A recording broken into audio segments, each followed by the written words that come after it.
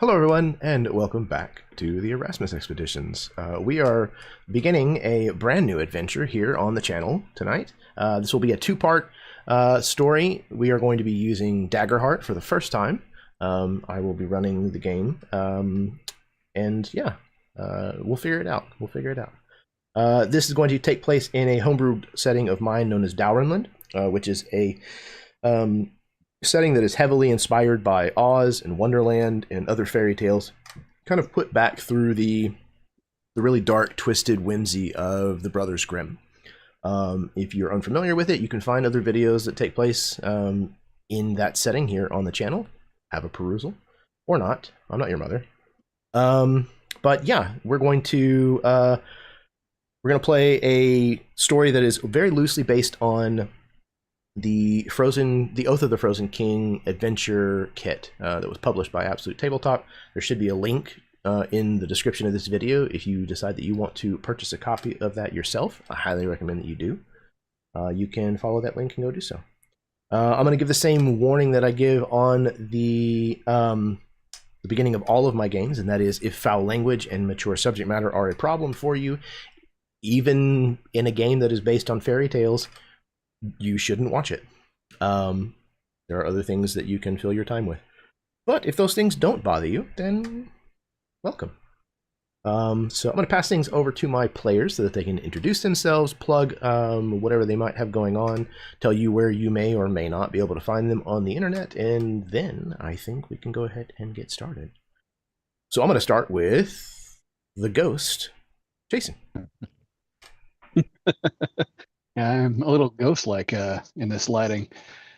How y'all doing? I'm Jason Smith. I'm just a guy that likes to roll dice and play pretend with friends. I'm going to be playing Bray. He will be a Levin rabbit folk blood hunter, kind of a guardian between the border between life and death.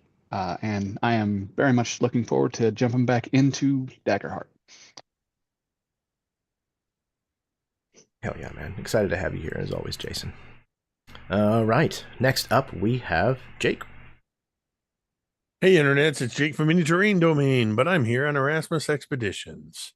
When I'm not hanging out at my own house, I like to hang out in Jeremy's house. If It's only, true. man. It's true.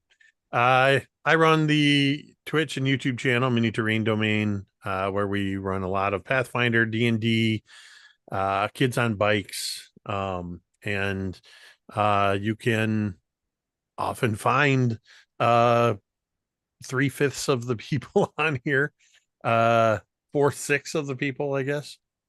I think that rounds down, but whatever.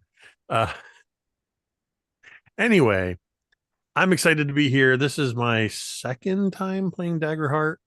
My first time playing in Jeremy's Dowrenland setting, and I will be playing Mazrumir Stonemane and Asleon Guardian, the Lion Fellow. Hell yeah, dude. Always a pleasure to have you on, Jake. We actually got to see you not that long ago here on the channel when we played our superhero game. Yeah. It was a blast. It was a fiasco, which means it was a blast. Exactly. Speaking of both a fiasco and a blast, next up is Chad. Hello. Hi. I am really excited to do this. I've been wanting to play Daggerheart for a long time. So this is really cool. I'm going to be honest with you. I'm going to know nothing and we're going to learn on the fly. And that's the fun part. Otherwise, you can find me every Thursday over at MTD and at least once a month on Tuesdays here for Caldera. Yeah, so I'm really excited. I'm going to be playing a Golem Seraph for this game. So yeah, very excited to kind of dip my toe into your setting there, Jeremy. I've been really excited for Dowrenland, and I cannot wait to see what kind of shenanigans you can get us up to. So heck yeah. Absolutely. Yeah, Dowrenland is a setting that I enjoy running games in a lot. So it's a really, really fun, fairly untapped resource as far as RPGs, and I enjoy it. So, very excited as well, man. Always a pleasure to have you on, Chad. And thank you for coming in last minute, like a wrecking ball. Dude, absolutely. Anytime you tell me, like, hey, it's appreciated. Cool. I got you. I'm glad that it worked out. Speaking of working out, next up is Steve. I don't do that at all. But the only place you can find me on the internet is here for like the last 8 years, I think, in the Banners game. So glad to be able to play in Dowrenland again. I think earlier when you were talking about the Kenku, that might have been me that played the Kenku in your... I think you did play a Kenku. Yeah, I thought Jake had played a Herku, one of the half giants. Oh, maybe. Wait a minute. Oh, it's coming back to him. Uh-oh. I did play a Kenku. I don't think that was my game. Was it your game? I don't think so. I'll go back and look for posterity. Was it a snowy environment? There's a good chance of that. There is a snowy environment in Dowrenland. Because I played a Kenku. I don't remember. You know what? I mean, I didn't even remember I'd been in your game. So. The internet can do the research for us. Right. If 100 imaginary points to anybody who can answer that. But yeah, I'm looking forward to this. I love Dowrenland, so I was very excited when you asked me to play. Yeah, man, absolutely pleasure. It's always good to have you in the game, Steve. I'm glad that we're getting the chance to play something different. I haven't had you in a different game in a while. So, sweet. All right, speaking of just a little different, last but certainly not least, Craig. Hi, I'm Craig. I can be seen here on Erasmus. I've been here a couple times and hope to be some more. I'm also guest starred on some Kids on Bikes over there. While I also appreciate that Jake's lets me behind the curtain and have some input on that, so I do appreciate that. I will be playing a Neldink rogue named Click. Yeah, absolutely. And speaking of clicks, to Jeremy. Beautiful segue game, Craig. I tried. I approve. I also like how you said behind the curtain, which is an Oz reference. Mm-hmm. I went with there on that intentionally. Exactly. No, man. Yeah, I think the last time that I got to run a game for you, it was the One Ring, Legend of the Five Rings mashup game, which was a lot of fun. So I'm glad to have you back on the channel, brother. I did get to play with you last night. I get to play with you pretty regularly, thankfully, but I don't get to run games for you very often. So, speaking of, shall we? Let's. I mean, we're all here and dressed, so. So, one of the meta currencies that we had mentioned before going live is that I, as a GM, have to earn and spend fear. So I start with a pool, and it will fluctuate a lot throughout play. But because there are 5 of you, I start with 5 fear. So I'm going to put my little counter above my head here at 5, and I'm going to do my best to keep that updated so that all of you know how much fear that I have to spend. Okay. If you have questions about the system, I can't help you. No, I'm just kidding. Feel free to ask. Do not hesitate in the least. And we will find the answer, or we'll pick something that makes sense for the moment and just press forward. We're all learning here, and there's no shame in it. So, I think, without further ado, we can get started. If y'all are ready. Are there any pressing concerns or issues? No, I figured out the mechanical things that I needed, so excellent. I'm good now. I'm going to be asking questions on the fly. Not a problem at all. Please feel free. All right, here we go.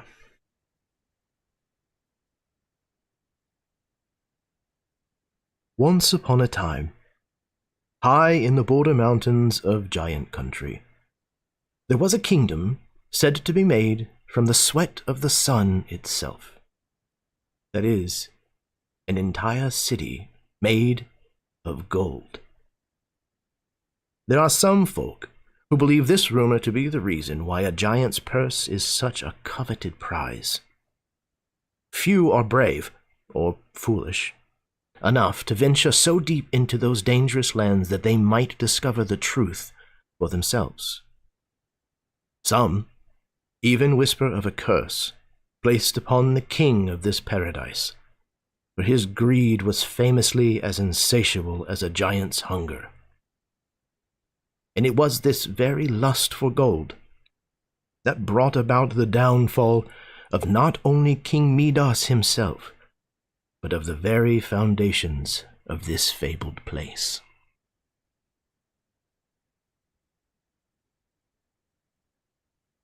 So, we find, as the dawn begins to cover the land with light, that there is a large, twisted, verdant stalk of green that rises up into the sky impossibly high. But only if you can see the artwork, which for some reason you cannot.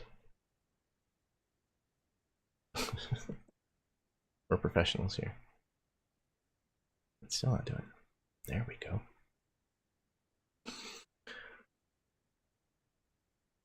Okay.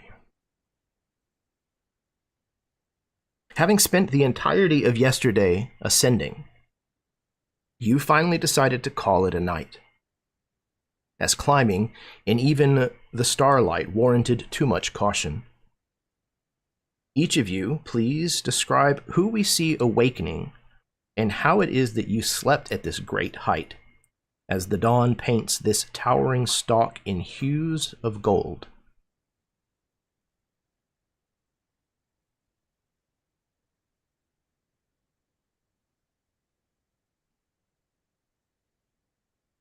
I think you see Mazermir giving a big Aslan stretch and probably serves as an alarm clock of sorts for those who may not have started to fully wake up. As I stretch and yawn, and you get a bit of that deep bass lion's roar, but not a full-throated roar, just a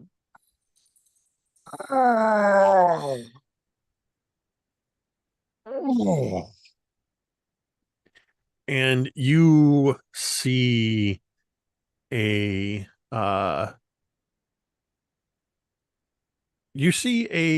a lion man,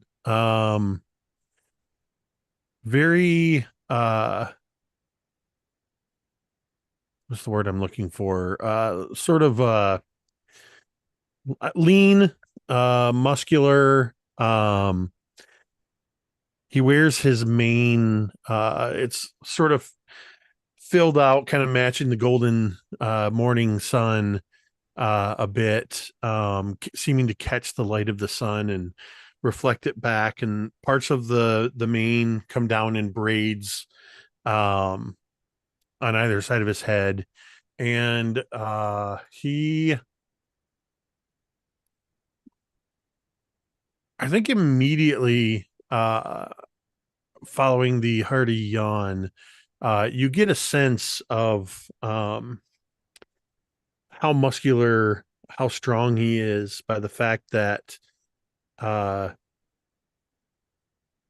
he wears heavy armor, and next to him, probably stuck in to the meat of this stalk, a massive greatsword that he carries, usually strapped to his back. And he moves in this armor and wields this sword like smaller folk wield smaller weapons and armor. It doesn't seem to hinder him too greatly. As Mazrimir will say nothing to his companions, allowing them to wake up as he just gets about, making sure he has his belongings together and is prepared when everybody else is ready. From not that high up, above Mazimir, on a small, like, leafy outcropping from this stalk, a quiet little voice from a slight little white rabbit. His jacket collar pulled up around his furry neck, and he has his long sword in his hand as he's been silently, as quietly as he can, not silently, sharpening his blade in the early morning. This height, I quite imagine that it wouldn't be hard for the lands over to hear a roar like that. You should be careful.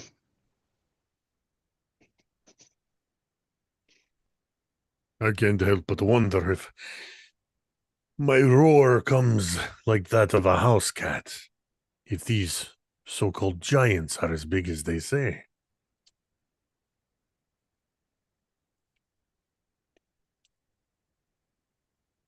Fair enough on that. He would sheath his sword and stretch a little bit. We should wake the others, though. And he would look around to his 3 other sleeping companions.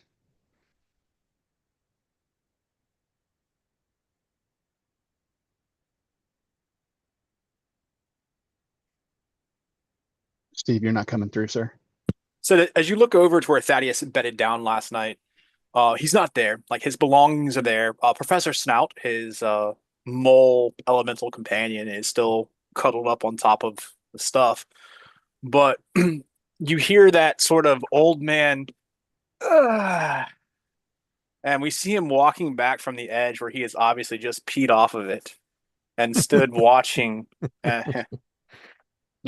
That's a very, very long way down. You know, part of me wonders how exciting it would be before you hit the ground. Well, good morning. Very enjoyable climb yesterday. Very enjoyable sleep. These leaves are quite comfortable. So another few, and he like holds his hand over his dwarven head several times. More feet of climbing. Yes? Yes. Feet. Yes. Tell me, my big cattish friend, do you think if you and I were both to jump at the same time, do you think you would fall faster than I because of the size difference? I would imagine that I would hit the ground first, but I would land on my feet. Yes, brilliant, of course. If you would be so kind, if for some unfortunate reason you were to fall, just try and count on your way down. And perhaps I could get someone to contact you in another realm, and you could tell me how many counts you got. For posterity. I will do my best to I don't remember to doubt it. count on the way down. He like pats you on your arm, probably leaving a little bit of like green ink. He has notoriously got green inky fingers from writing in his books, having just come from the academy style life. You know that thing where cats, when you when you touch them, especially right after they've groomed, they just give you a look and immediately start grooming that spot. Mazrimir is this way with his armor. As soon as you get that the ink on his armor, he's like grabbing a cloth and Oh, I just polished this. I did it again. Is his hind leg sticking straight up right beside his head when he's doing so? It was his elbow, not his knee. So just wait until we've been traveling together a little longer. Got a little more comfortable. You see a head pop out from above you, behind the leaf, and goes, "Jeez, Mazzy, I peed a little when you roared. And just to let you know, I don't know if you know this or not, but your purring helped me get to sleep last night, so thank you." I don't purr. Of course you don't, but it was soothing. More like a soothing snore. I mean, there was some. I was thinking hairball initially, but it kind of settled itself out.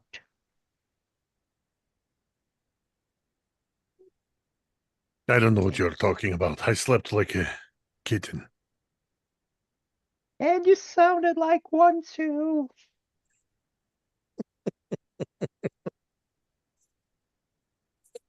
I think between all of this, you see this like very large. He almost looks like a woodsman. Like honestly, in visual, he carries a very large axe, a shield of gold and emerald green across his back, and he is sheening this axe along, like it looks like his palm, but his palm is almost the consistency of a whetstone, and it just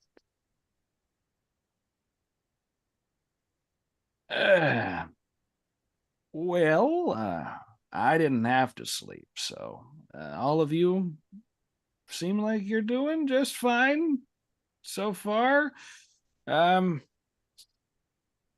see, like as his limbs kind of crank and coil, you hear the inner workings of clock mechanism and gears grinding on the inside. As he kind of twists his body a little bit left and right, you can hear the torsion of the gears. Although I gotta say, keeping watch for you guys kind of makes an old clanker a bit stiff. So if we could get a move on here shortly, I'd really appreciate it. Bray's like looking up, noting the best little outcroppings to jump up with.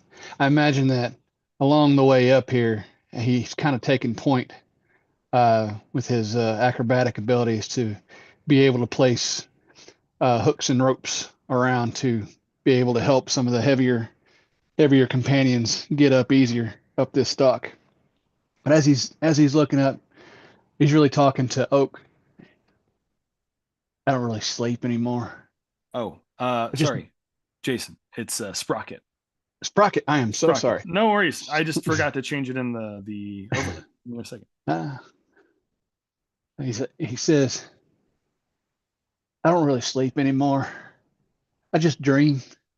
And with that, he'll hop up and land on another outcropping, starting to tie a rope, and let that go to fall almost precisely at Yale's feet. Wonderful. So, we have our first little encounter. Daggerheart handles environments very similarly to combat. There are rolls that you can make. You can work on progress that helps push the scene forward, and there are things that can happen to your characters. So we are going to now do what is called the Tabarat Beanstalk Challenge. So this is an environmental challenge. Put it in the chat here. This is a tier 1 traversal. A giant beanstalk grown from magic tabarat beans, as tall as several trees end to end and 10 times as thick. So we are going to have the spotlight start with all of you, and your job is to describe how it is that your characters are ascending this beanstalk, and you'll make a roll, usually based on one of your 6 main, what do they call them? Attributes?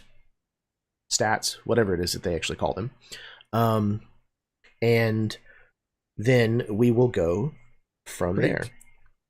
What trait? Thank you. Traits. Perfect. Traits. So similar to Cortex Prime.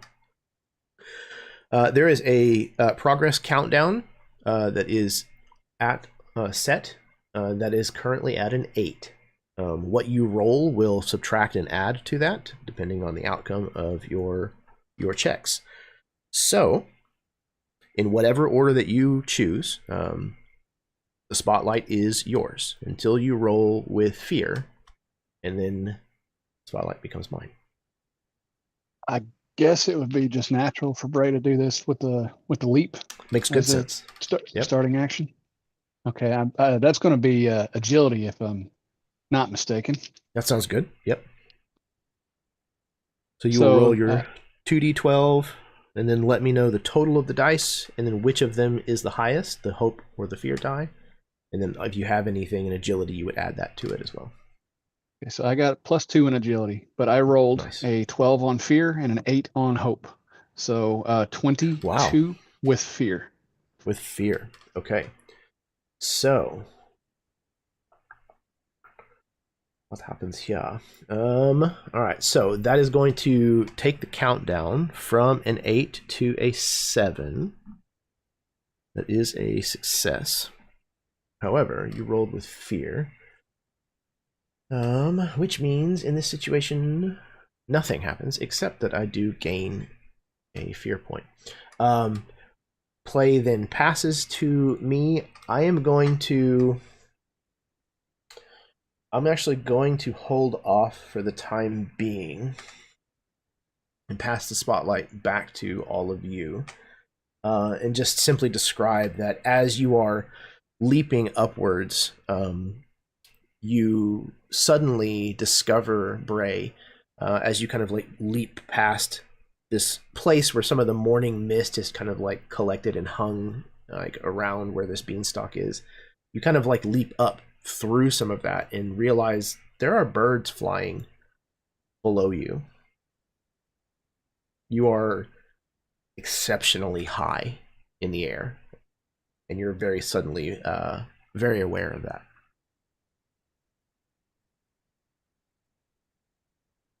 So I pass the spotlight back to all of you, and whoever wishes to go can do so. The way I would like to do this is I'm imagining, so I have claws that are typically used in a combat scenario, but I imagine also using them for climbing. So being a strength-based character, I'm going to move whatever distance Bray moves ahead, picking our path. I'm going to move half that distance, anchor myself, and serve as a help. What I'd like to do is be able to help anybody that might slip or something like that. So I don't know how you want me. I guess I'm pitching it as a strength roll because I'm basically going to anchor myself to assist as the others pass by. and kind Sure. of keep moving, almost like I almost said human, an Aslian ballet, if you will. Absolutely. Yeah, you kind That's of a find word I know that has something to do with climbing. Yep. So you find like, yeah, a good position to kind of like, dig in, and you can like help people past this kind of rough spot. So a strength check absolutely makes sense here. All right, I have a +2 to strength. Excellent. Man, Jason and I rolling identical, I believe. I got a 22. I had a 12 and an 8, and it was a fear. So 22 Wow. with fear. 22 with fear. Okay. Great start. Yeah. That is another success, so that's going to work the countdown down by 1.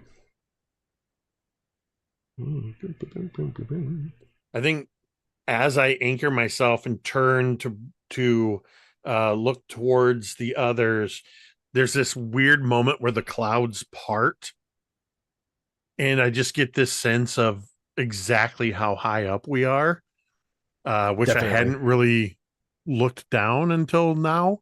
And so I'm just trying to hide it, but whatever the opposite of purring is, I'm doing that. Yeah, it's definitely one of those things where like you can see the rows of like farmland and stuff down below you, but it's got so much desaturation that it's almost kind of just like this blanket of like gray. And yeah, it's definitely hitting home that you've already come a very far distance, and you aren't sure how much further you have to go before this is going to be over with. All right, but because you rolled with fear, it does pass back to me, and I am going to go ahead and capitalize on this, and I'm going to spend one of those points of fear. Did you to give yourself activate. one first? I did, yes, Okay. I believe. Yes. No. Nope, I did not. Thank you. I am going to activate one of the features called Long Way Down. I'm going to spend a fear and cause a PC to lose their grip or footing. So, I'm going to roll D10 and determine who that is. 1, 2, 3. Okay, Mazramir. So, you position yourself here and you kind of like help somebody up past you, and then you look down and you see this sight, and there's that like zolly that happens where that sense of vertigo like overcomes you, and you lose your grip for just a moment. So the way that this is going to work is you fall a close distance, so about 30 feet or so. So you slip and fall before you manage to like catch yourself, and you are going to gain a condition temporarily called slipping. If a character who has the slipping condition fails this roll a second time, you fall. Jesus. Welcome to session 1, guys. Is there a way for one of us to potentially catch A him? PC one of their allies in melee range may use a successful strength action roll to remove the slipping condition. Okay. You can do that on yourself or on an ally. Okay. I will.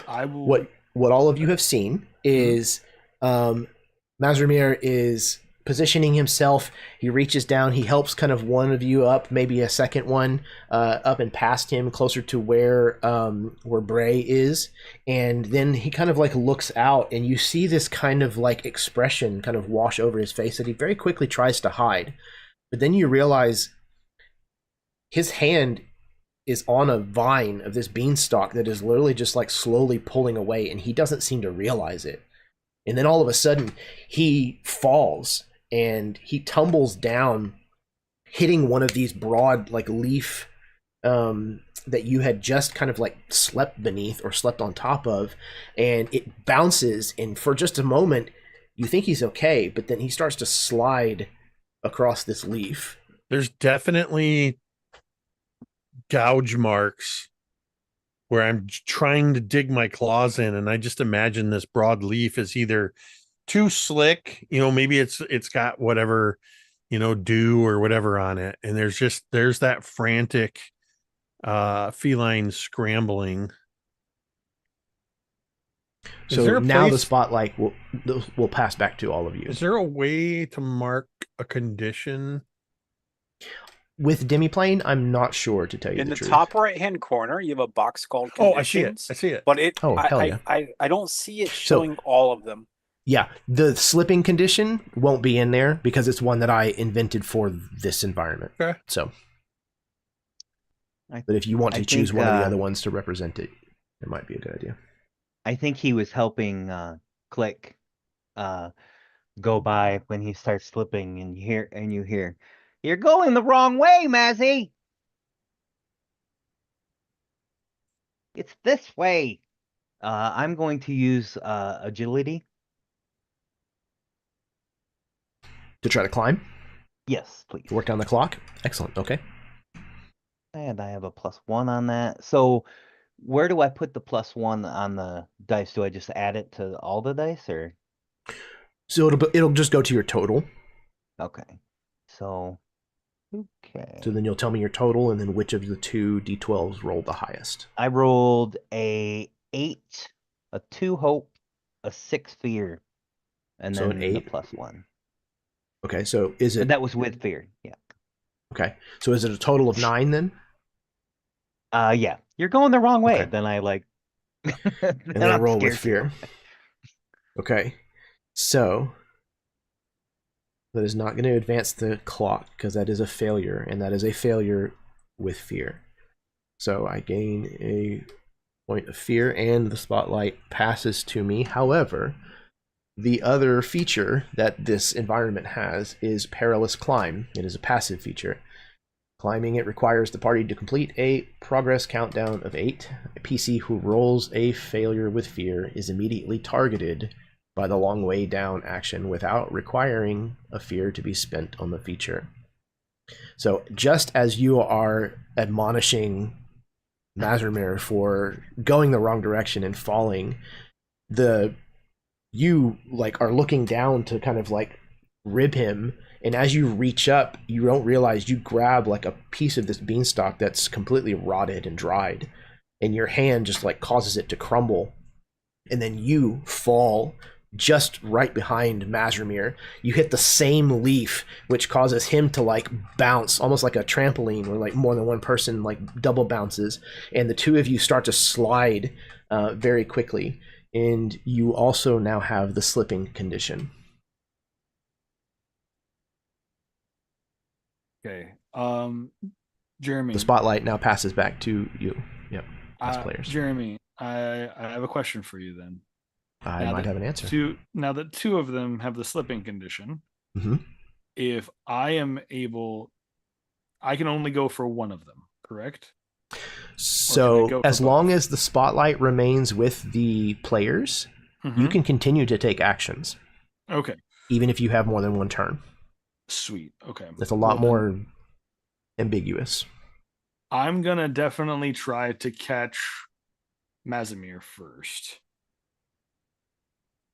since he's the one that fell first and he's had most risk of falling. I think I'm probably I feel like I'm the caboose of this train that's going up the beanstalk, because I'm probably outside of Mazermir, I'm probably the second or largest of the party. And I feel like I think Sprocket sees Mazermir falling, and we watch as he takes his axe and like jams it into the beanstalk and does like a downward slide cut down to go grab, and you watch as one of his arms does that like hyper extension where it's like I can't think of like the term gadget of it, arms. but it's like the go gadget arm, where it's like just the arm comes out and like goes to grapple and grab onto Mazermir while holding onto the beanstalk. Hey now, I can't have you be gone too. Look, I'll grab onto you. You grab onto him, and then we'll pull you both back up. Perfect. So I need you, Chad, to make a strength roll, please. Okay, so what am I rolling in terms of dice? So you'll roll Right. 2d12, ones that 2d12. look different clearly. You'll have Okay. one is your hope die, the other is your fear die. 2d12s. Okay. This Mhm. is You'll roll both Like of them this. together. Yep, like Jason Okay. shows. Yeah, there's a blue Yep. one and a green one, so something that is very distinct from one another. okay. Okay. And know what they are before you roll them. Know which one your hope die is and which one your fear die is. All right. Because it matters. I'm gonna have my hope die be the kids on bikes one, and I'm gonna have the fear die be the white one that Carrie gave me. Excellent. So you're going to roll both of those together, and you're going to total them and add whatever you have in your strength as a bonus. Okay. And then if you have experiences, by the way, yeah. you can spend hope in order to add that experience Okay. to the roll, sick. if it's applicable. Okay. All of you should have started with two Two hope. hope. Two hope. Okay. Mhm. And that is a currency that you should be spending frequently, because every time you succeed with hope, every time you roll hope, every time hope is the highest of your die, you get a hope point. So You can succeed or fail with hope, and succeed Correct. or fail with fear. correct. Okay. So I don't know if I'm gonna be okay enough, so I am just gonna spend one hope to make sure that I'm okay enough. Because I'm gonna do. I got an 8 and a 1, an 8 on the hope die, and a 1 on the fear Okay. die. Do you and have I got points in pl- strength? I have +2 in strength, so that gets Okay. me up to 11 with hope. With 11 before I use my hope. That's 11 before I So use my hope. with hope just means that your hope die is the highest. Sorry. Yeah, so 11 Yeah. with hope. And then if I Correct. use Okay. the hope die, I can get it up to 13. But if I don't need to, I can So hold it. I'll go ahead and let you know that the 11 will succeed without it. Okay. Then So I will you're- not yeah. use the hope. You're good. Yep. Okay, so that is a success, and that is going to remove the slipping condition from Mazrimir. So Mazrimir, you are no longer slipping. Click, however, is still slipping. But because you rolled with hope, that means that the play continues with the spotlight on the PCs. So whoever wants to go next can go. I'm going to go ahead and try to grab Click. I think that sounds like a brilliant idea. So you'll do the same thing that Chad just did. You'll roll a Yep. strength roll. Strength roll +2. Whoops. One of my dice missed the rolling tray. Oh, It's my, going you got to be forever. kidding me. It was the fear. So I dropped the fear die. I had an 11 on my hope die. Guess what I rolled on my fear die? A 12? Yep. So I have a 25 Holy with crap. fear. Okay. So you succeeded. So you will be able to grab a hold of Click, and Click, you'll be able to remove the slipping condition. However, as you do so, Mazrimir, Sprocket reaches out and grabs a hold of you, and you, Mazrimir, form, an Aslian chain as you kind of reach your hand out on the other side and grab Click, just as he's like about to slide off of the end of this like leaf that's just kind of like drooping dangerously low. And just as he's about to slip, you manage to like reach out and grab a hold of him. And just as you do so, you watch in terror as you look up and you see Thaddeus starting to slip. So you rolled with fear, which means that the spotlight passes back to me. I am going to go ahead and spend a fear to activate the long way down action again, which means, Thaddeus, you lose your grip. I need you to make an agility reaction roll, please. Oh, clearly agility is where this old dwarf is a Viking. Clearly. All right. Well, it will be a 16 with hope. Whoa, our first hope, isn't it? Second, make sure you record the hope. Chad, also, because you rolled with hope, make sure that you record that hope as well. So you succeeded, Thaddeus, which means you catch yourself before you start to fall. You will, even on a success, however, you'll take a stress because you came close to falling. So what does it look like as you manage to prevent yourself from tumbling and slipping? So like your I don't think he does, because this is how I was going to pitch this. So when he starts to fall, you see him turn and come sort of like almost like he's doing a skydiving spread out, and there's this huge smile on his face, and you hear 1, 2, and right before he hits, I'm going to ball up, and what I'd like to do is I'd like to impact the leaf, right, to cause a springing sensation. So the way I'm pitching this is I am going to use the reassurance ability, right? I'm doing it now to let someone re-roll later because it just seems thematic. But basically, it will allow someone to re-roll one of their rolls here to restart this climb, right? Does that make sense? So yeah, that's what I would like to do. So like he kind of falls, and you hear the 1, 2, it's wonderful. And he curls up and hits it, and maybe like the lightest person, our little melding gets like flicked back up from the impact. With a little bit of that sort of a catapult or a trebuchet move almost, as I'm holding on to him. Yeah, I think he'll like land like 10 feet higher and go, "Are you guys coming or what?" Well, I think because I rolled with hope, we get to maintain spotlight. So Correct. You would now be able to make an immediate check to try and reduce the clock. And if you don't like the results before Jeremy tells you the results, you would get a free reroll with them. That would be the effect of it. Okay, just tell me what I need to do then. Just trying to learn mechanics. So what do I need to do? If you want to, you can make a roll. Okay. Every time we successfully make a climbing roll, we reduce the clock. Okay. So, yeah. Let's try again. And we know that an 11 succeeded. Okay, so hey, I got a 12 with fear though. 12 with fear. So if you would like, you're able to re-roll that because of the action I took. If you'd like to try and roll a hope result instead of a fear result, but you could result in failing. Yeah, I'll just leave it since I do have a success. So I might be nervous about the success, but I'll take it. All right. Excellent. Okay. So actually it's a 13 because I've got it would have been with agility then, right? Okay. So but it depends on what you're doing. Yeah, I'm climbing I'm gonna climb ahead. Okay. Yeah, you're just gonna press on, act like nothing happened. You're just gonna be like, all right, let's go. No biggie.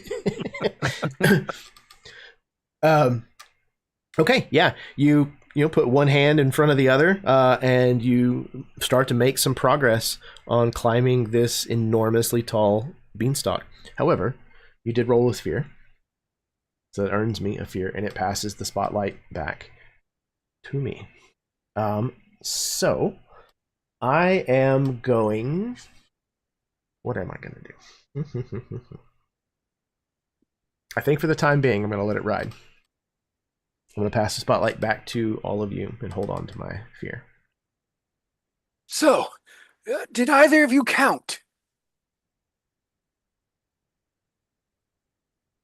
Why are we counting? If I haven't... I know that it was one hell of a scary drop. I would not like to repeat. Yes.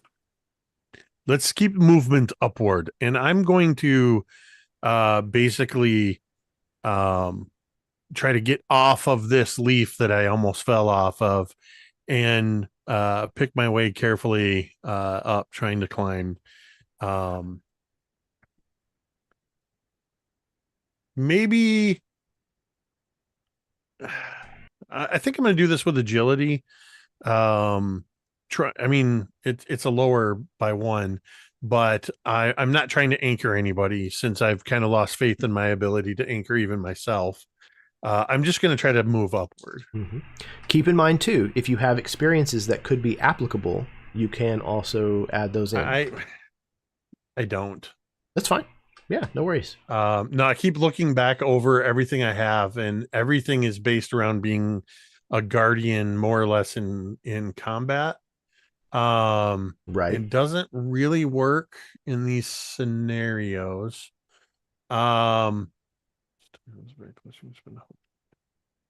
Yeah, no.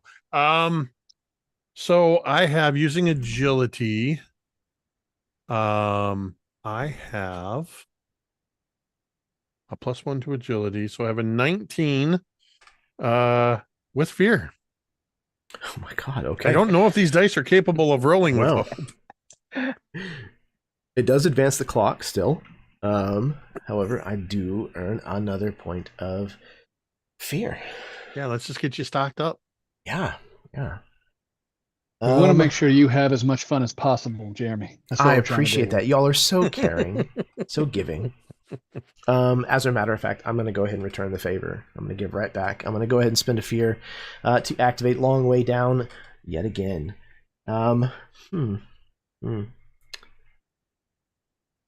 determined to have one of us fall off this beanstalk. I am realizing that I probably should have given more actions or more features to this environment so that I had other things that I could do with it. We don't know how many actions you have. You can make stuff up on the fly. That's fair. Someone in chat just says Mazamir is hopeless.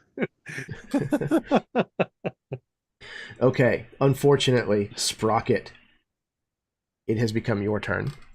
Just as you have rescued not one, but indirectly 2 of your traveling companions, you yourself now befall the perilous nature of this climb. You reach up and grab a hold of a section that feels sturdy, it feels secure, and as you start to pull, you realize that it's actually like the base stalk of a leaf. And as you put your full weight on it, you watch as it just like peels away from, the green fibrous nature of the stalk itself. And you are very quickly soon starting to swim with your arms out behind you in the air. You gain... Oh, I'm sorry. You need to make an agility reaction roll for me. I'm ahead of myself. Of course. The worst one we could possibly ask for. Okay. So, remembering which one is my hope, which one is my fear. The white one was your fear. Okay. Well, I'm gonna succeed, but it's gonna be 18 with fear. With fear. Okay. Oh wait, no, sorry, not 18. 16 with fear, because I have a 16 with fear is still good. To agility. Yep. It will still earn me a fear, but that is a success. So on a success, you mark a stress. Okay. So you'll have a little like a stress. So where do I meter mark that stress? On your sheet. I think it's kind of upwards on the left-hand side. I see it. It should just be like a box you can just click on and it just colors it in. Gotcha. Yeah, it's right below your HP. Yep. Perfect. Thank you, Jason. And then for the HP, do I mark those now or do I mark those as I get hit? I just want to make sure. Yeah, typically as you get hit, you'll fill them in. Okay, perfect. So they don't get filled in as of right now. Okay. Right. You only have a number of slots. If you're using the online sheet, you only have whatever your max slots are to fill in. Gotcha. Okay, perfect. Yeah. Yeah, the sheets do a pretty good job of kind of adjusting. I like the counting up. I've been doing that in D&D for years, usually for monsters, but I like counting up. Yeah.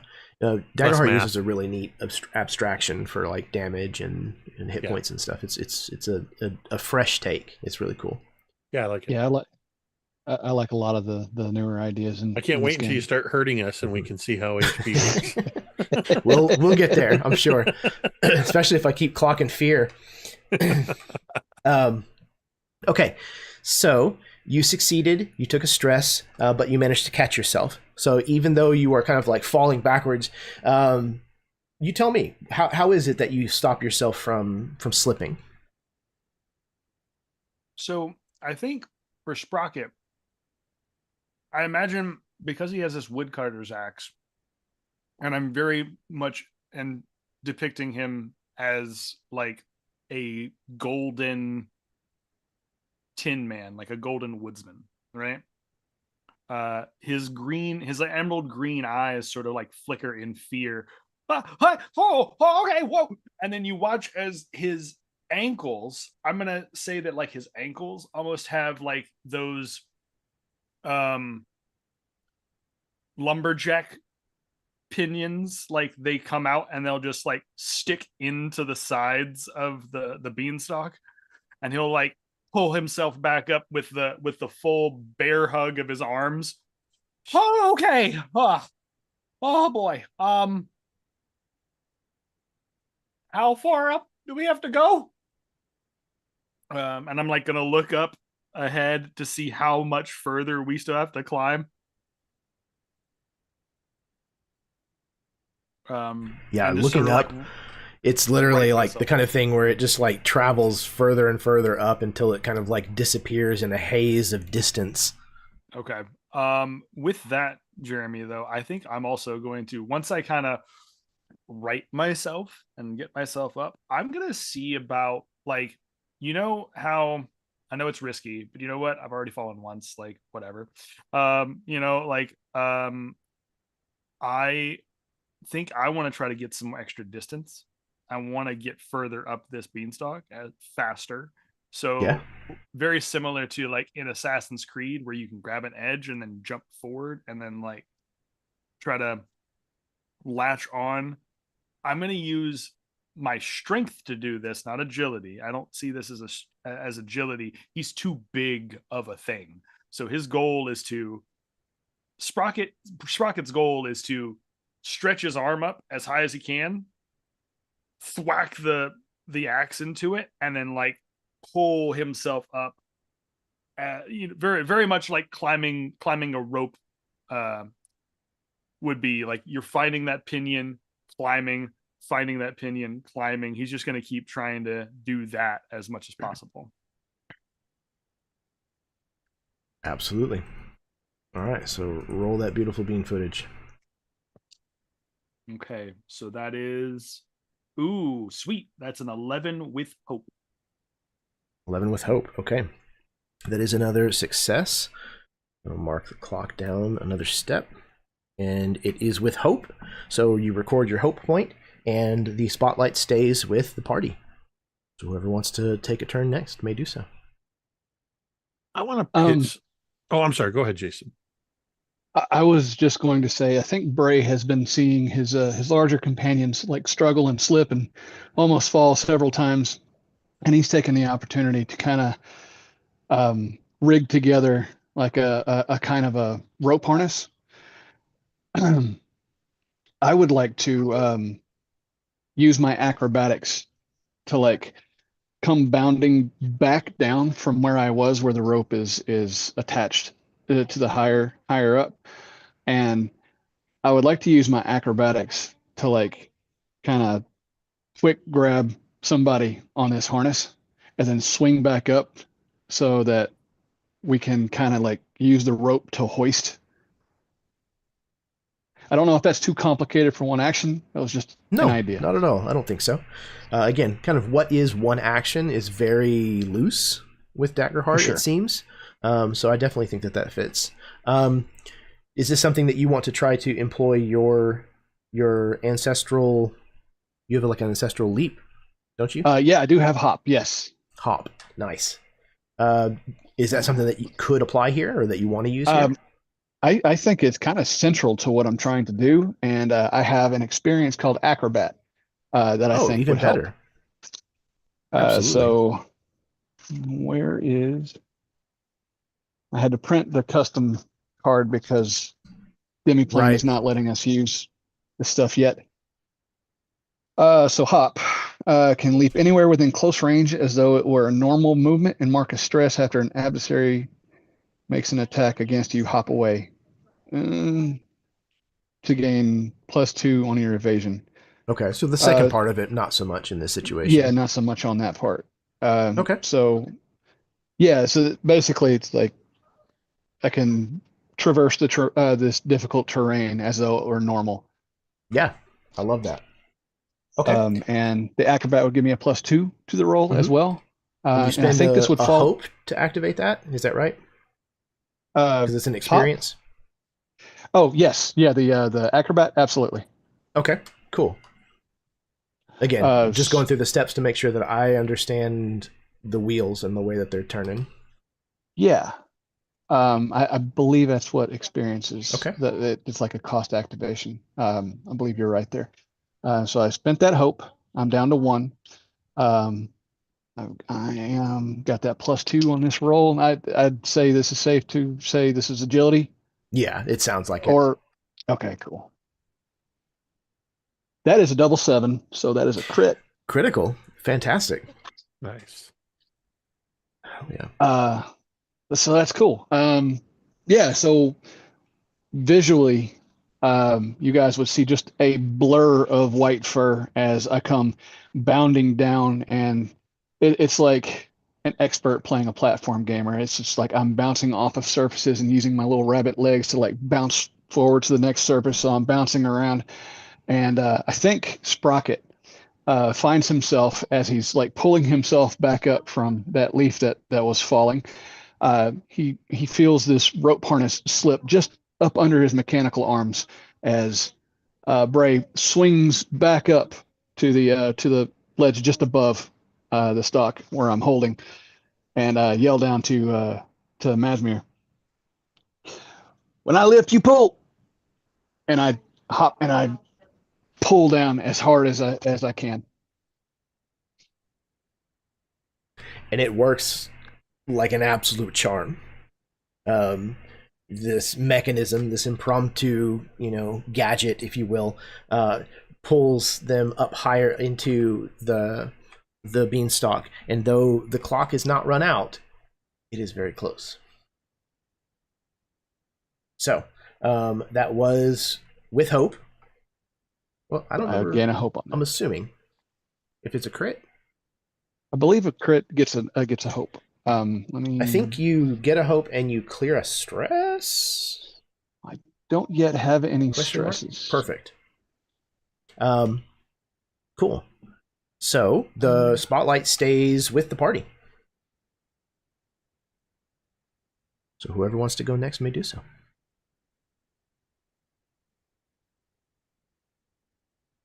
Jason, your whole sling operation was so much better than what I was going to pitch. I was literally going to see if I could tie a rope to an arrow and shoot it up in the air and hope it goes over a branch. You're like, I'm going to do a sling and counterweights, and it's so much more sophisticated than my plan. I appreciate that. Thank you. I mean, if none of you want to go, I can go ahead and go. was just gonna say before you jump in there, if Thaddeus or Click wanna move up, or I can go. I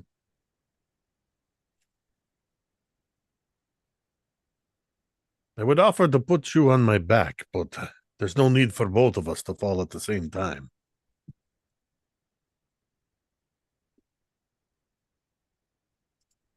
Yeah, I guess Thaddeus will just start climbing back up from having cannonballed down. He is not a very strong man, but that's what climbing is, and he is very excited to try it. But floating next to him is Professor Snout. He's just magically floating with him. Is one of the nice things about this is you can kind of infinitely do little magic stuff, and lifting a small object is one of them. So this scrappy little mole is pawing. Have you seen those videos where they hold a dog above a pool and they? So the mole's doing the same thing. He's like, looks like he's climbing, but is a good distance away from the beanstalk. I will attempt to to climb up here. Well, I will succeed, but with fear. It's going to be a 19, 18 because my minus with fear. And so it's climbing up. This is very good for the body. It won't be so good if we fall. Perfect. All right, so I clocked the fear, and that is still a success, which means that you have run the clock down on this encounter. So, you don't have to go quite as far as you thought. As you continue to ascend the beanstalk, as it nears this kind of like vertical, unscalable cliff that hasn't been all that far away from you through the majority of your climb, it starts to get a little closer and closer, and you realize that that must be what the top of this beanstalk is anchored to, is like this overhang from this cliff that you've kind of been making your way towards. And just about the time that that's really confirmed, you see a break in this kind of like mist, this atmosphere that clings to the altitudes that you're at. And Thaddeus, just as you kind of like take this next experiment of pushing your body beyond the limits that you thought possible, you crest the top of this, and you see that this beanstalk kind of like reaches more horizontally and kind of seems to attach to, like I said, this precipice of rock that seems to kind of stick out. It's kind of like graded a little away from you, and you realize here at the edge that there are ruins of buildings, like large stone buildings, very large stone buildings. And the beanstalk seems to kind of like be grabbing onto and growing through some of the displaced monumental stones of this building.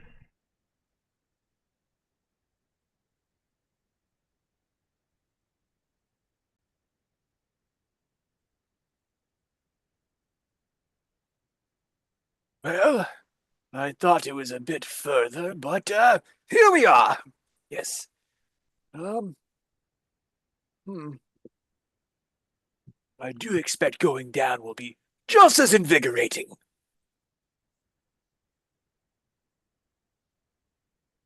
Come along. He'll just start like jaunting off like towards these ruins. Ooh, would you look at that? That's a very big brick. I think Bray very much sticks close with Doc.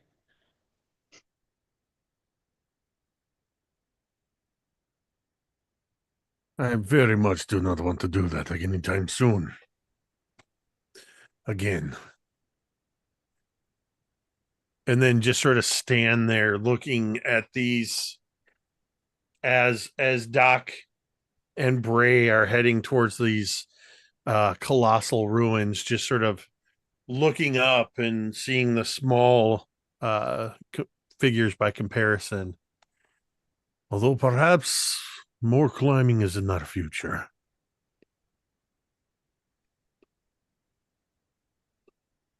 And I will head off after them. I think Click is just like, holy moly, looking up. And then he realizes he's like 20 yards behind, and he's like, oh, and starts running to catch up. Hey, Click. What? You wanna hop on? I'll carry you. Oh. So he like, well, heck yeah, I do. So what model are you? Oh, I'm an old model. Huh. Yeah, still got the key and everything in there. You see as he like as you hop on his back, you see like this device that looks it's all part of him. Part of the device itself looks like the back of like almost like a submarine, where the back portion looks like almost like a emerald dial where all the gears are showing, and then that crank isn't like a traditional wind up crank. It looks like a submarine wheel where you would have to like crank it to keep it going, and you see it slowly spinning as he keeps moving. But I think when he's on your back, he's like, "Oh, seems to be a screw loose here." And pulls out a wrench and starts oh tightening it. Yeah, is that? Yeah. oh Well, well thanks. Hey, that fixed my lockjaw. All right. you sound different.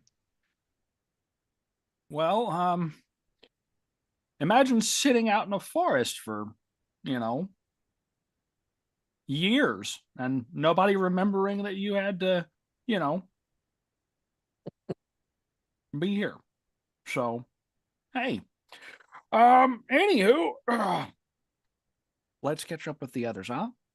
Yeah. So he's like sitting on you, like you start going. He's like, "Oh, oh, It's like it's like What? Hogarth and the Iron Giant. Like it is literally just gung, gung, gung, gung. He's like bouncing around, going, "Oh God." Fantastic. As you traverse further into this like strange environment, you realize that it's not just these buildings, these stones that are enormous. Everything around you is, your guess would be like 8 times the size that you would expect it to be. And you see off in the distance the glimmer of a shining golden castle and the surrounding walls and buildings and turrets gleaming in the afternoon sunlight. And you realize the legends might be real.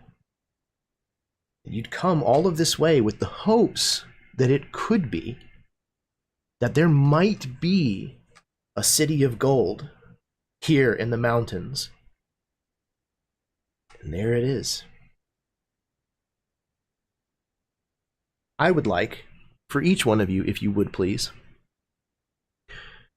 describe an object or a thing that you see, that you pass, that you interact with in some way that is entirely golden and shouldn't be.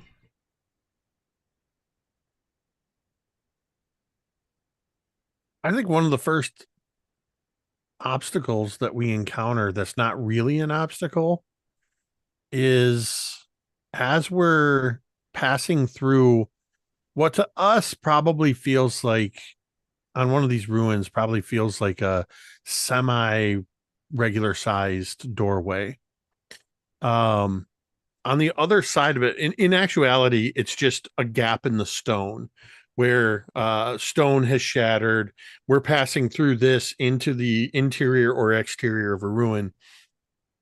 And the first thing we see are what looks like a portcullis of pure golden bars. But they have more of a flat appearance to them, and they seem to kind of be slightly narrower at the top than the bottom. All of us, including Sprocket, can fit through them. And it's not until we get through this golden portcullis and turn around that we realize it's a massive rake that was leaning against the wall. And the entire thing, from the tines of the rake all the way up to the massive tree trunk of a handle on this rake, is just pure gold.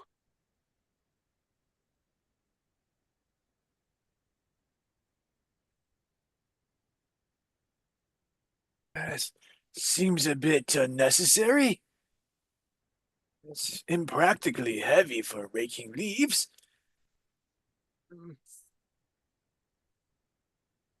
I want one.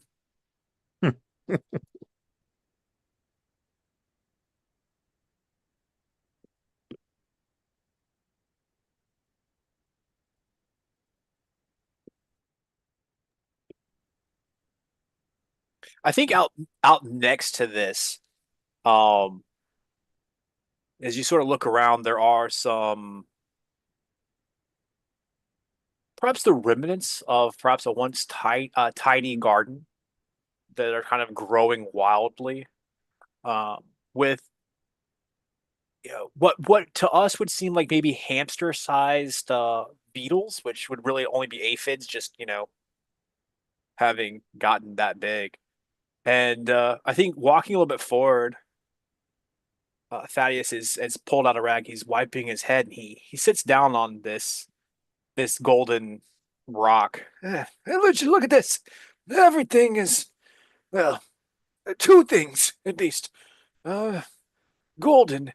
And as the camera sort of pans out on that, it's almost, could it be? It's just it's a golden pile of manure. Just for some reason, the cow patty is gold, and Thaddeus is just sitting on it, like picking his teeth and grooming his beard, which is adorned with a bunch of nonsensical, cheapish gems. He's just twisting them in there. Well, again, not practical. Uh, but I do want one.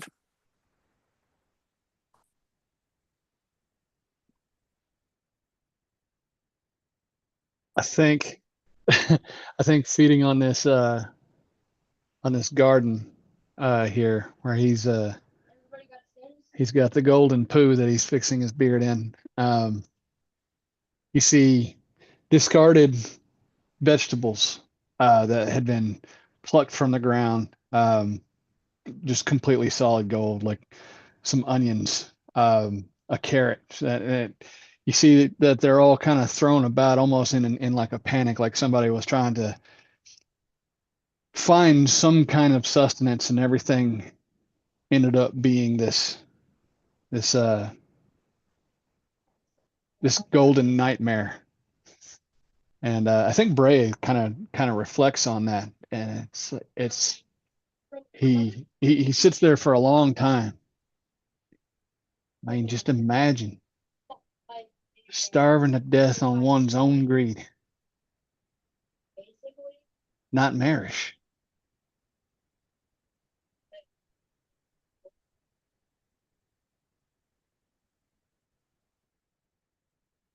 I think missing the depth of that sadness, Thaddeus looks over at you. Yes, but it's 14 carat. Get it? Carrot.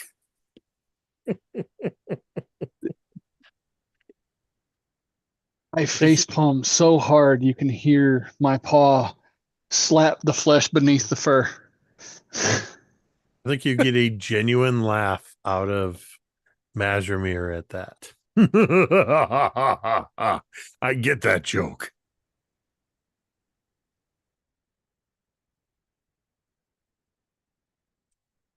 I think as Click is looking around, he sees uh it looks it's it's laying on the ground. It's probably the size of a canoe paddle. Um he's like, "What is that? It's curious." And he goes over and he sees that it is a single feather that's but it's this giant feather, like, so he looks up and sees if he can see the bird that it came from. uh and he says, "Oh, that seems to be a feather over here."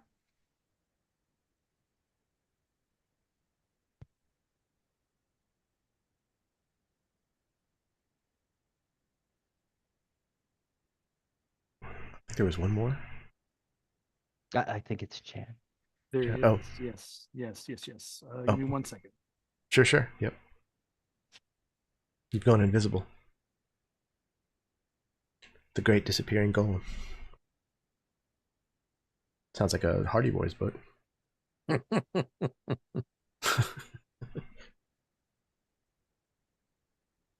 were muted, Steve. I'm I sure said, what you or said was Encyclopedia hilarious. Brown. Oh yeah, there you go. Yeah. Loved Encyclopedia Brown.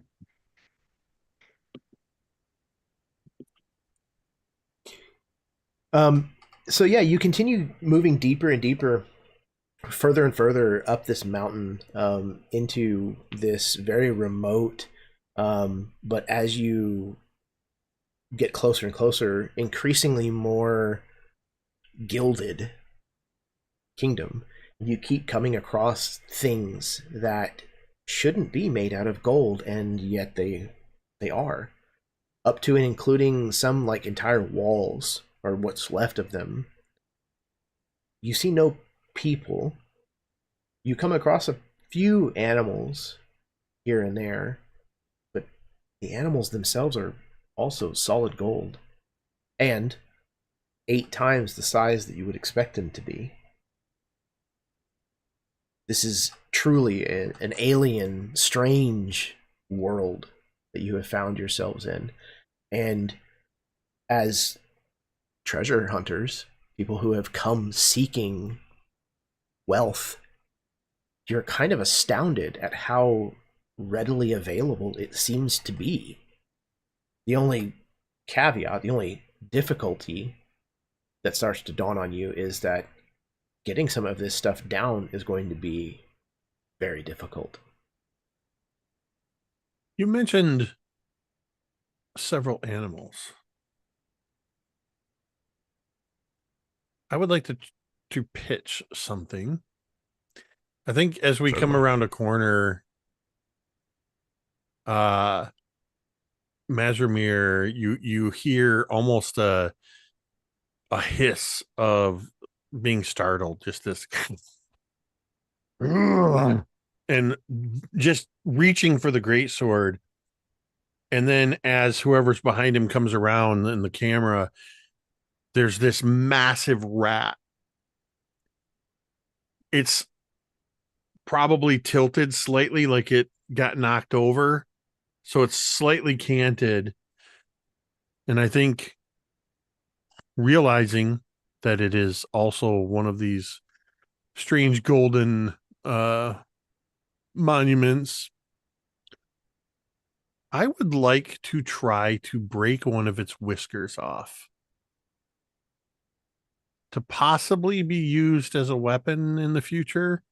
But also that's going to be one freaking valuable whisker. Yeah, absolutely. And it's, yeah, like you said, it's probably about the size of a short sword at the very least. Yeah, it's, gold is a pretty soft metal, all things considered. Whiskers are not very thin, even at 8 times their thickness. So you can kind of reach up and just kind of bend this back and forth once or twice before you can break it free. When you break it free, you can look on the inside, and it doesn't break the way that you would maybe expect gold itself to actually break. It breaks more like in layers, the way that you would expect like keratin, hair, to like break. And little flakes of gold kind of like spring off of the breaking point whenever you separate this from the rat.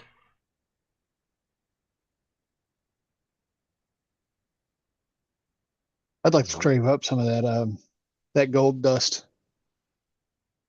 Like, You certainly put can. Put it in a little pouch. So are these like alive, or are they like statues? They're more like a statue. They're not moving. But okay. This is not like a statue that anybody would make in their right mind. Like, this rat, for one, it's a rat. But it's literally like scurrying next to a building and, looks like it was like caught unawares. It's not a becoming like work of art in any sense of the imagination. I think I would turn to Professor Thaddeus and just sort of present this short sword length whisker with the end that I broke off as Bray's sitting there collecting up the dust from it, and just kind of show it to Thaddeus and just, what do you make of this? This is not like regular gold. Well, if you found somebody who was skilled, you could probably make a sword or a very, very large necklace out of it. That's not what you meant. That's not what I meant. I said that. So I'll take a look at it.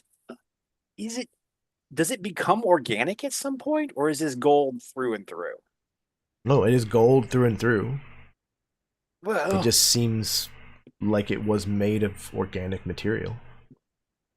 This looks almost like, and there's just sort of a very subtle reflex, like tossing of the mane, as he says, "This almost looks like a split end."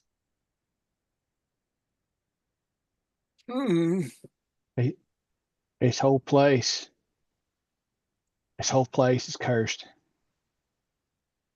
For greed, though jeweled and veiled in wanton grace, ensures no wealth to fill my hollow place.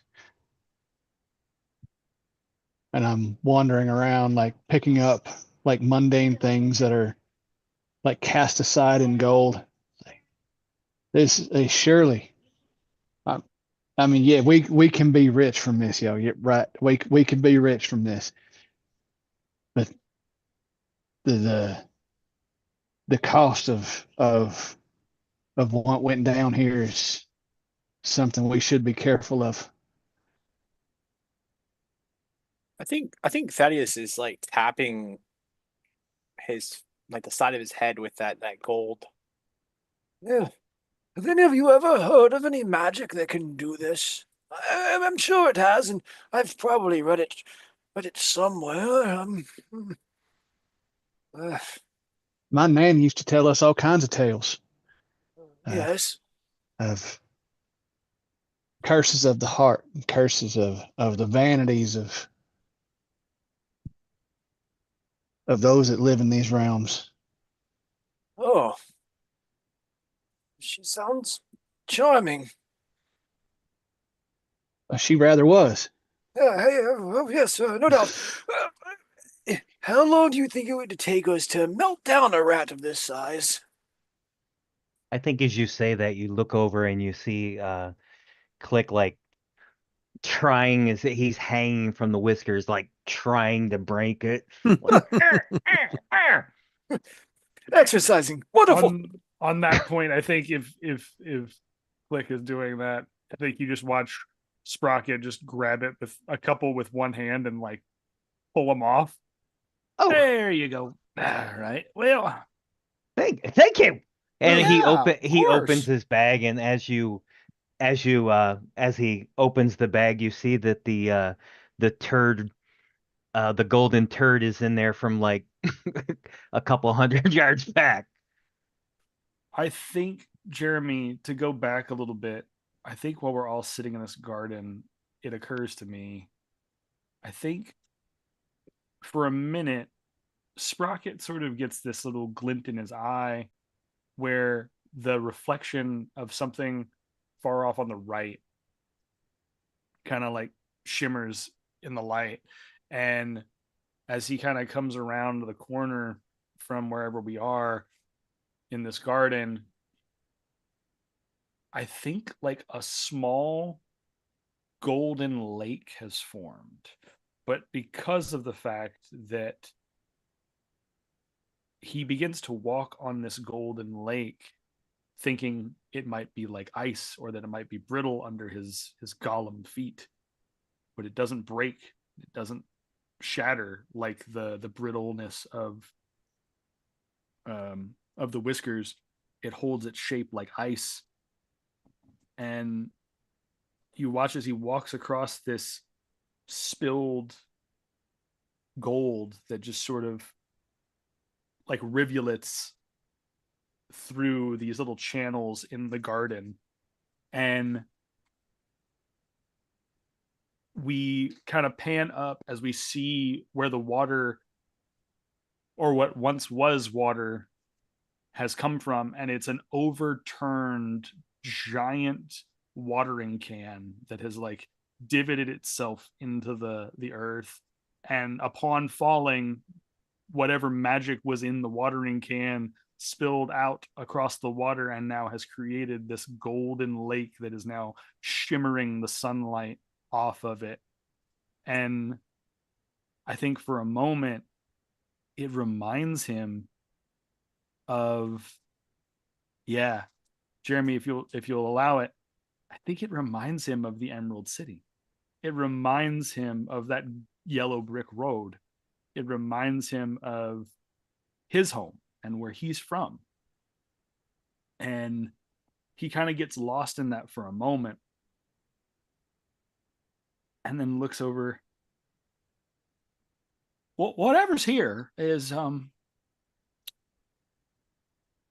we got to be careful, because if it could take things like this, change them all over, what's stopping it from making you or me into that? Well, yes, that's a very good point. These things, after all, are very big, and we're very small, so it wouldn't take much effort on their part at all. It would be very exciting to be turned to gold, I think. You and I have a very different understanding of what exciting is, Thaddeus. Because I Yes. don't consider that very exciting. And I don't much like trees. Seeing Sprocket's discovery, I have to imagine that if this watering can turned to gold in a moment of somebody attempting to use it to water, I'm just imagining that there are at least the size of gold bars, but shaped like raindrops, where droplets of water had formed. And I'm down on one knee and holding a bag and starting to load the bag with these gold nuggets and just looking up at the others. We have no idea how long this place has been, as Bray says, cursed. But, I mean, most of the places that we find treasure are places that are inhabited by ghosts, are they not? Other people's curses and misfortune is our fortune. And you now hear, as I take that bag and just sort of re-sling it, and you just hear the heavy clanking of these gold bars.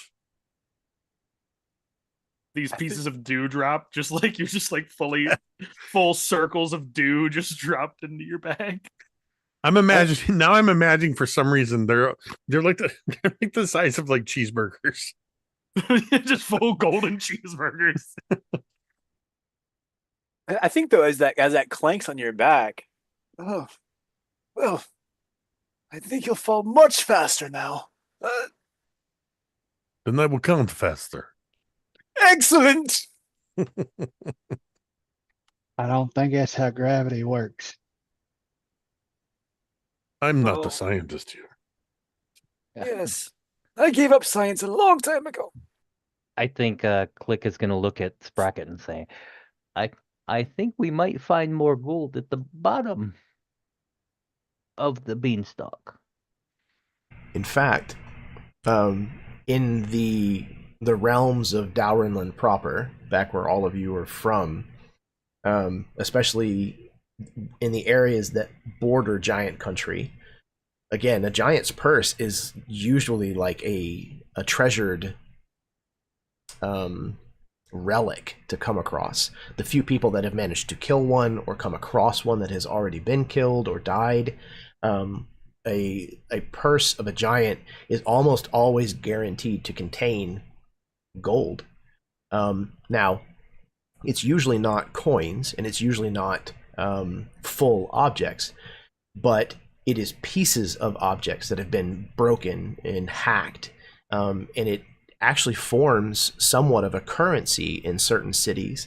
It's a currency called gash, and it's literally from chopped up pieces of golden objects that, until now, nobody really knew the origin of.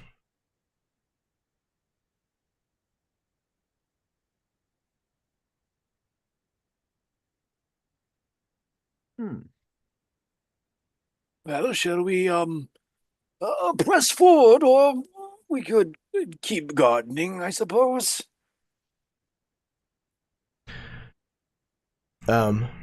Just be Click. careful that our own greed don't. I'm sorry, Jeremy. No, you're good. Please. Just be careful that our own greed don't stand in the way of us actually profiting off this. Click. What you're saying is you don't cash in if you don't make it back?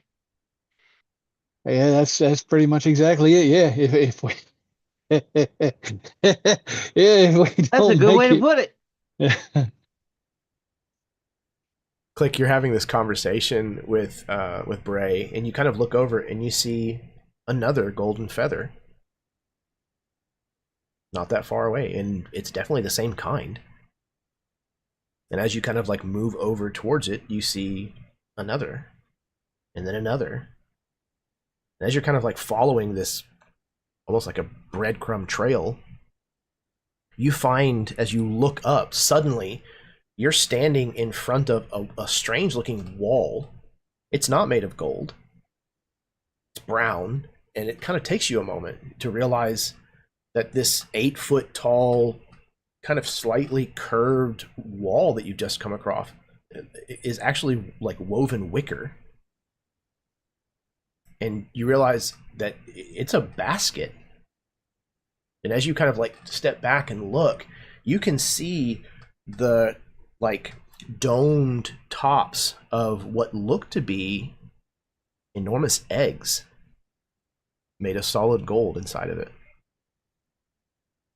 Just off to your left, in this basket, you can see a place where the wicker is kind of like broken, and you especially would have no problems climbing through it. No way. Is there actually a goose up here? He's going to start to climb. I'll be right back. Bray, as you give this, like, this address about how making sure that your own greed doesn't become your downfall, Click is like nodding, and then he goes, "I'll be right back," and he ducks inside of this enormous basket. I reckon what's good for the goose is good for the gander. So I'd follow him in. You hear this hollow, good one!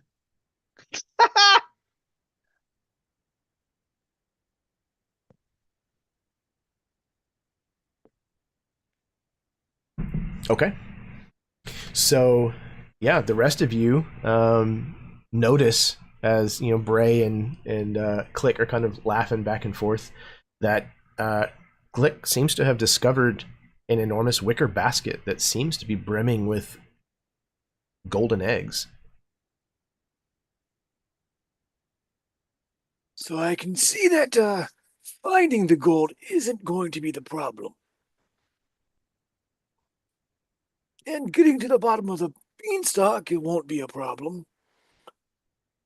Doing so alive with the gold. There's a formula there I haven't figured out yet. I think it's a lot easier than we're making it out to be. Push it off the edge. We get the gold to the beanstalk and we drop it to the bottom.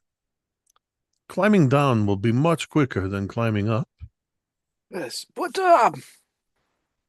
suppose there's a farmer, or a cow, or a house, or we know what was at the base of the beanstalk when we started to climb but it. At some point we were at the base of the beanstalk, and there could be others down there. And we'll drop a couple small things as a sort of warning. Yeah. I could see you going, we'll holler, look out. We'll write a note. We'll write a note and attach it. If you are here, you might not want to be here for the next couple hours. If you're here, don't be. And leave this alone.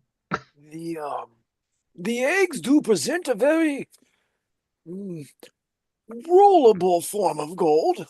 It's much easier to roll them to the edge than it would be to carry that big rake or the rat.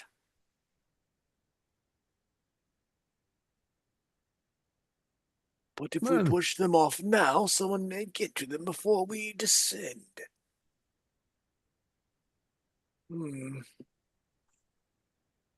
This is all already close, relatively, to when we leave. We're not Yes. suggesting we leave now, are you? Oh no, I am very curious about the gentle giant that created this. I would love And to on speak the way to him. back. Just push the eggs. Yeah, I like it. I do want one. What's that smell? Hmm. We could always, if it comes down to it, we could always chop some of it up too, to put it in our bags. Scramble them, so to speak. Yes, scrambled golden eggs. Delicious.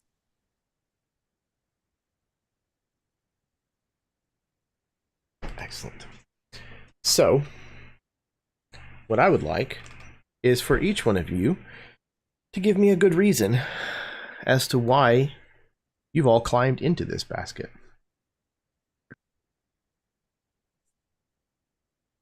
the My game mama is- told me you don't put all your eggs in one basket. Didn't say anything about PCs though, right? You know what? Technicalities. Since I just made the comment about trying to chop these eggs up, I imagine as I'm saying that, I clamber up the basket and I'm standing atop one of the eggs, or kind of one foot on one egg, another foot on another egg, and you just hear the shing as I pull out this this. Let me make sure that it's actually what I said it was. Yeah, it's a great sword. And I'm going to raise it like I'm getting ready to try to chop some pieces off this.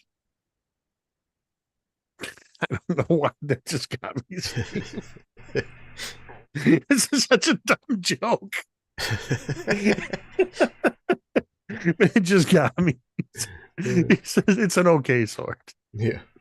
On my sheet it says mediocre sword. Sorry. I almost took a long sword, and I couldn't remember if I had taken the great sword or the long sword. It's an okay sword. I think Thaddeus just walks in like, well, this is where we're going. So Perfect. the adventure continues.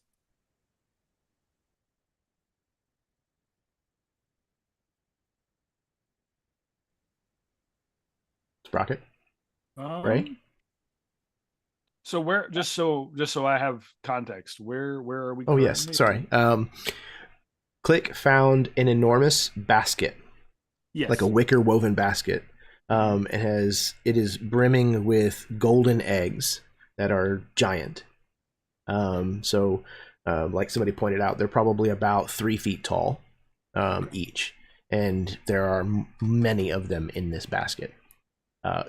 Click and Mazramir and Thaddeus have all gotten into the basket one way or another. Okay. Yeah, Bray followed in Click as he went in, Okay. and standing in front of like a 3-foot, presumably solid gold egg. I can't imagine how much one of these would weigh. Yeah. They definitely are difficult to move. Yeah, I think. Is the basket big enough are the holes in the basket big enough for Sprocket to have moved through as well? So yeah, the wall of the basket's about 8 feet tall. Okay. Click went through a place in the wicker near the bottom that looks like it had like busted, and he was able to basically just walk through that. So Sprocket could go through there. You would just probably have to get on all fours and like crawl through, which is how big you are. Okay. Yeah, I think there's that, and then he's gonna go in because he doesn't want to. I think Sprocket has this sense of duty. I think most of all is like he's honor bound to protect the people of this of Dowrenland. He's honor bound from the moment that he leaves his home to protect everyone. So the moment that they put themselves in potential danger, he's like, can't go without me. And he'll lower in, kind of getting it. And he looks up, and I think he sees Masmir astride the two eggs about to like crack into it. You know, buddy, not gonna say anything, but sometimes it's easier to fall a tree from below as opposed to above. You've clearly not split wood before. I have plenty of times. He says to the Tin Woodsman.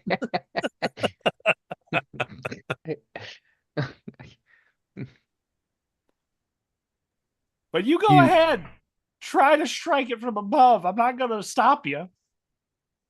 More room to swing my sword up here. You all notice, like, in this basket, now that you're on the inside, that these eggs have been set in, like, a little bit of straw. And again, the straw is, I don't know, 12 feet long and, you know, the size of, like, a bamboo pole. Also that gold? is kind of... What's that? Also gold or actual straw? No, it is not. It is actually straw. Just like the basket not being gold. The eggs are the only thing that you see initially that are gold. But as you're in here for just a moment, you can see a couple of other things in here that look like they are pieces of maybe like a chalice. It's kind of like a curved edge, very highly polished, but it's pieces of it, like somebody broke it apart into gash.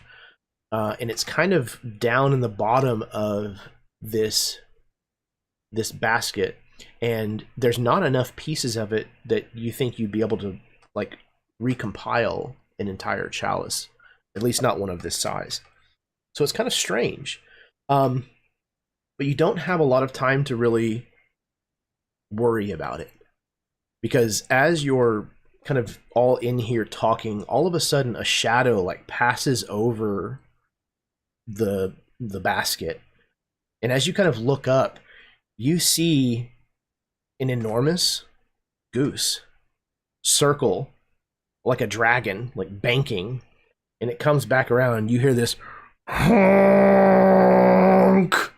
like this deep, like vibrating honk of this goose as it flies down towards you and grabs a hold of the handle of this basket in its beak and lifts the basket off the ground.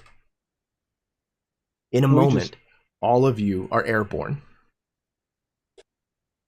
Can we just take a second to appreciate how fucking terrifying that fucking honk was, Jeremy Lilly? Good. Listen, I'm glad. I don't know how many of you have had experiences with geese, like normal sized geese compared to us as humans. They're pretty terrifying on their own. Now, for some reason, the whole time I was picturing that there's obviously a goose that lays golden eggs around here. It never occurred to me that it would be described using the word dragon. Good Lord. And of course you have art for it. I have done battle with cobra chickens before. This will be one for the ages. As this goose flaps its wings, gaining altitude and carrying you along with its young, we see as the camera turns towards this goose's destination and watch as it turns back towards the golden citadel at the top of the town. And this is where we're going to take our break. So we're going to take a 10-minute bio, refill our drinks, go to the bathroom, kiss your spouse, smoke them if you got them, etc., etc. And when we come back, we will finish up the second half of the first part of the Lament of the Golden King. So sit tight. We'll be right back.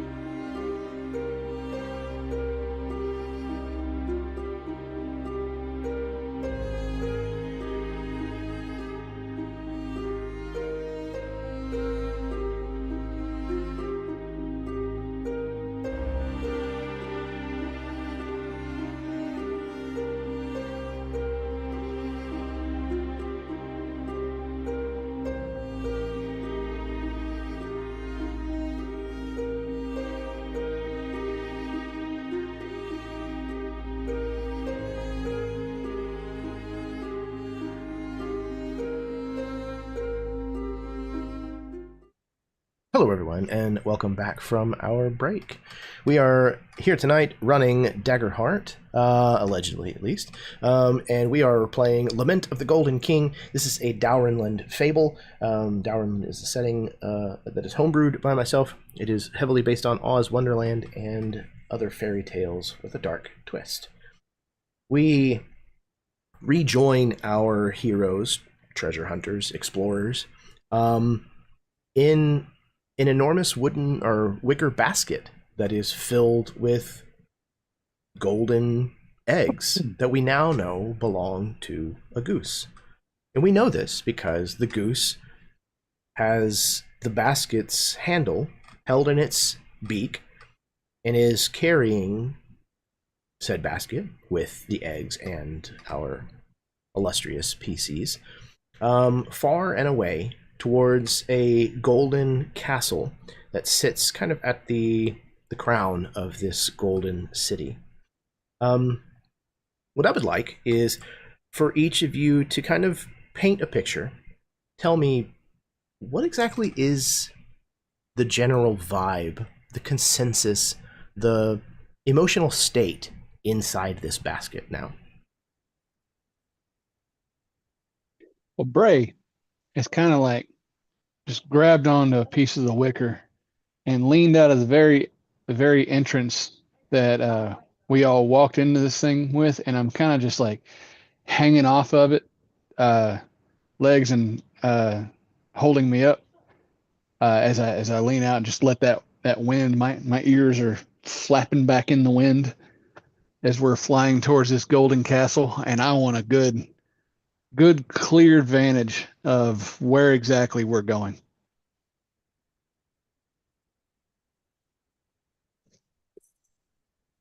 Similarly, but very differently, Mazrimir has taken that great sword as soon as we got airborne and just thrust it down into, or either into one of the eggs or in between a couple of the eggs to sort of create like an anchor, and is standing there holding onto the great sword, and the wind just sort of, his, in the same way, his mane is just, and also trying to see where in the heck are we going.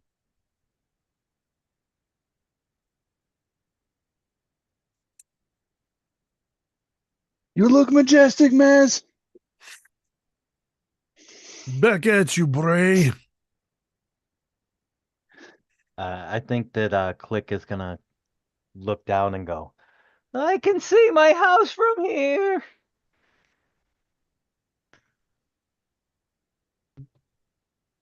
I think Sprocket is sort of I think Sprocket's gonna try to like brace himself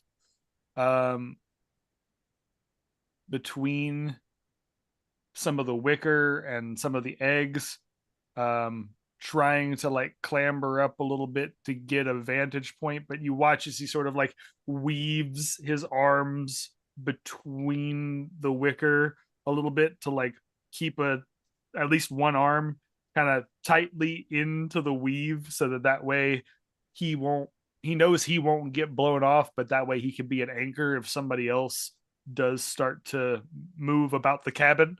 He'll be the exit. He'll be the he'll be the exit row in the airplane, if in case of emergency somebody's able to fly off.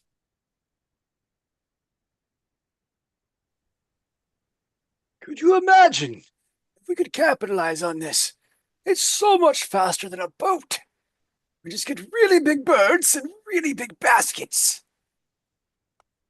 Like a skyboat. We'll workshop the name. Does anyone speak goose? I took it my freshman year, but it's been a very long time. Sorry, no. I haven't had a chance to gander at a goose book lately. Okay, I don't. Who speaks goose nowadays, anyways? Roll them over. Get rid of them. Excuse me, Madam Goose. Might I have a word? Madam Goose. I don't think she's listening. Definitely does not seem to be. It might be best not to distract the goose that's flying us so high above the ground. If she opens her mouth to speak, well, we better start counting. I didn't think about that.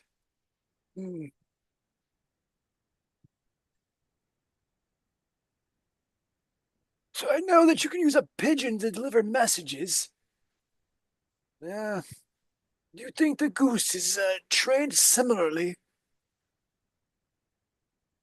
And did she lay golden eggs, or were they turned golden? That Is would the- explain why she'd be so angry. Is the father golden? At this point, I'm just hoping she doesn't breathe fire.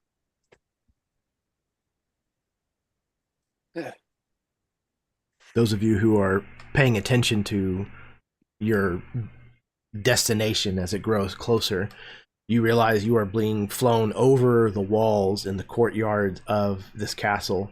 And the closer that you get, the more you see that has been turned to gold. And you're getting to the point where you're seeing more objects and surfaces that reflect that golden sunlight than don't. And the goose continues to head straight for the main tower of this castle. There's a window that is high up, that the glass seems to be shattered out of it and seems like maybe it has been for some time. And this goose kind of tucks its wings and dives straight through that open window. And all of a sudden you are in an enormous, resplendent hall that is gold everywhere you look. Golden rafters, golden chandeliers, golden candelabras, golden floor tiles, golden chairs, golden tapestries of fabric. And you watch as this goose starts to lower itself down towards a feasting table that extends into the distance away from you and is heavily laden with giant food and platters as if for a feast. And as this goose lands on the end of the table with this basket that it sets down, you can see it sets the basket down to a nest that it seems to have made.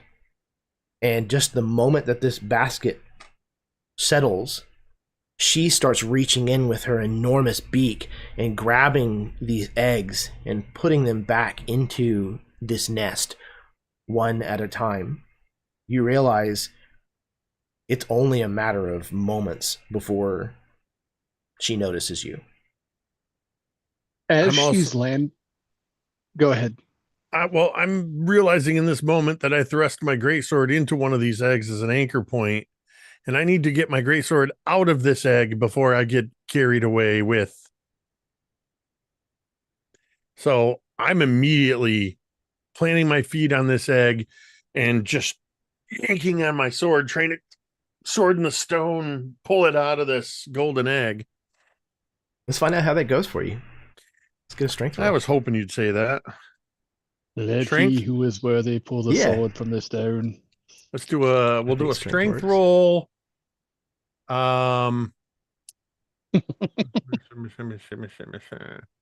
And Don't want some future snack. That's what they called me in college. Giggity. all right, here we go. It happened again.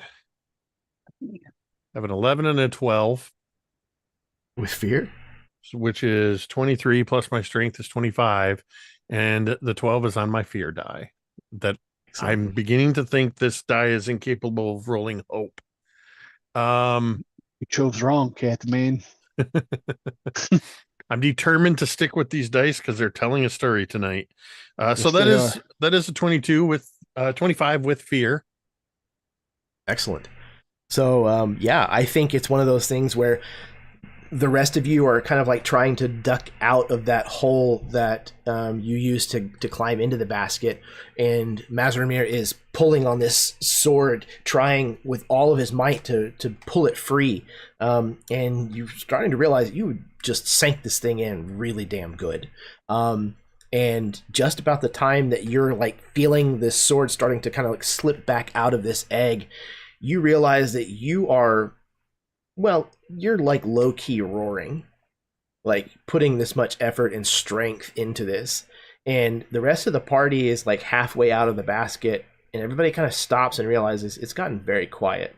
And you all look up and you see the goose's head just like perched above you, turned slightly sideways. Yeah, its eye kind of regarding all of you. As I go,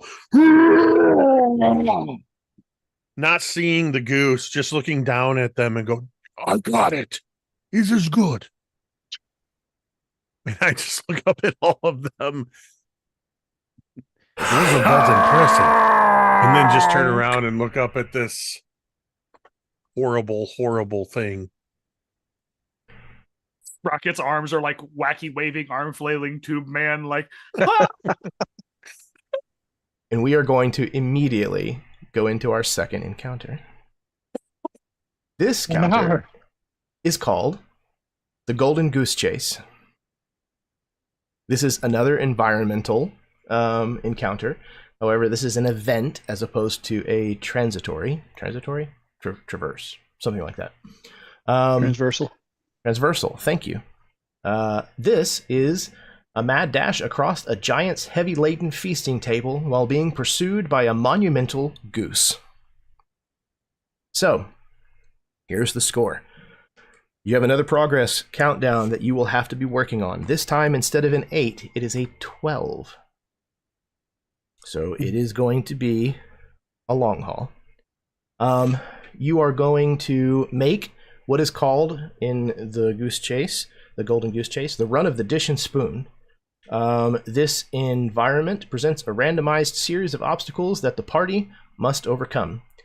When the PCs first enter, we're going to roll on a corresponding table to find out what the first obstacle is, and then we will roll randomly for the following. Each obstacle is going to require a character trait roll that is going to be listed with the entry on the table. If you get a critical success, that counts as 3 entries on the clock. If you get a success with hope, that's 2. Success with fear is 1. Failure with hope is nothing, and a failure with fear adds to the clock by 1. So, first, I would like a volunteer to roll a d12, please. Volunteer as tribute. All right, Jason. That's a 6. 6. Excellent. Okay, I am marking that. And before we get to the description of what that is, what I would like is for all of you to, again, paint me a picture. What does it look like as you realize the gig is up? And now it's time to run. This is a Gandalf moment. This foe is beyond any of you kind of thing. This has become like those stages in Donkey Kong Country where DK and Diddy are running from the giant squid or what have you. And like every now and again, the tentacles come in and we're just mad dashing in between different obstacles to try to avoid these tentacles or bills, as it were. Absolutely. Yeah, I even told my wife whenever I started building this encounter, I was like, it's kind of like a platformer, and the goose is the screen that's like trailing. Fly, you goose. Fly, you goose. God damn it, Steve.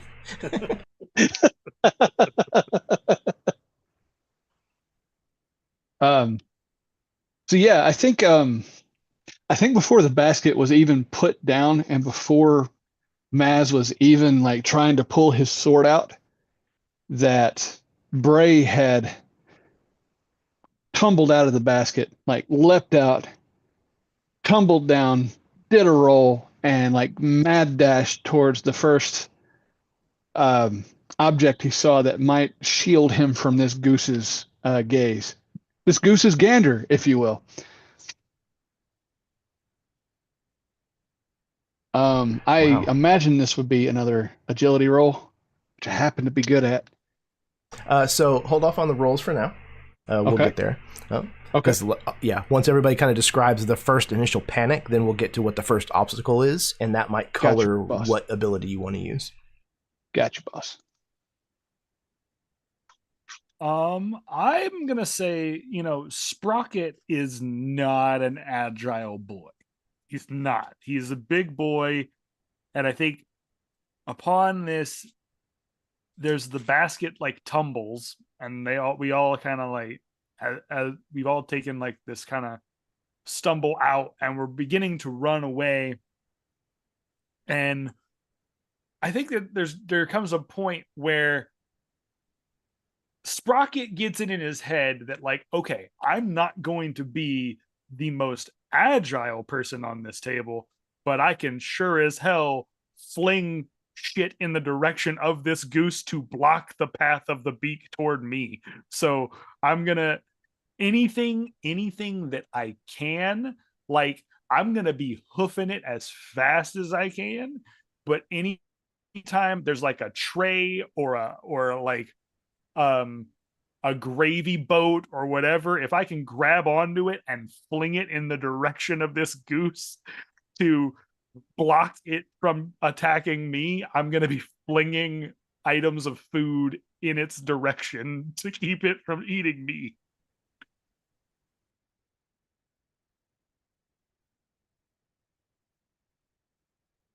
Anyone else?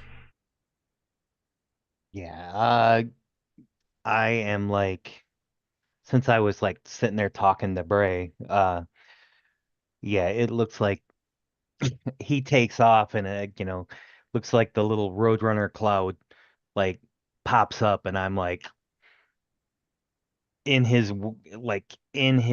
shadow, just like getting the hell out of here as well. But You might he's even a say little quicker. right on his tail. Yeah, right on his. I might be holding it just to try to gain some speed.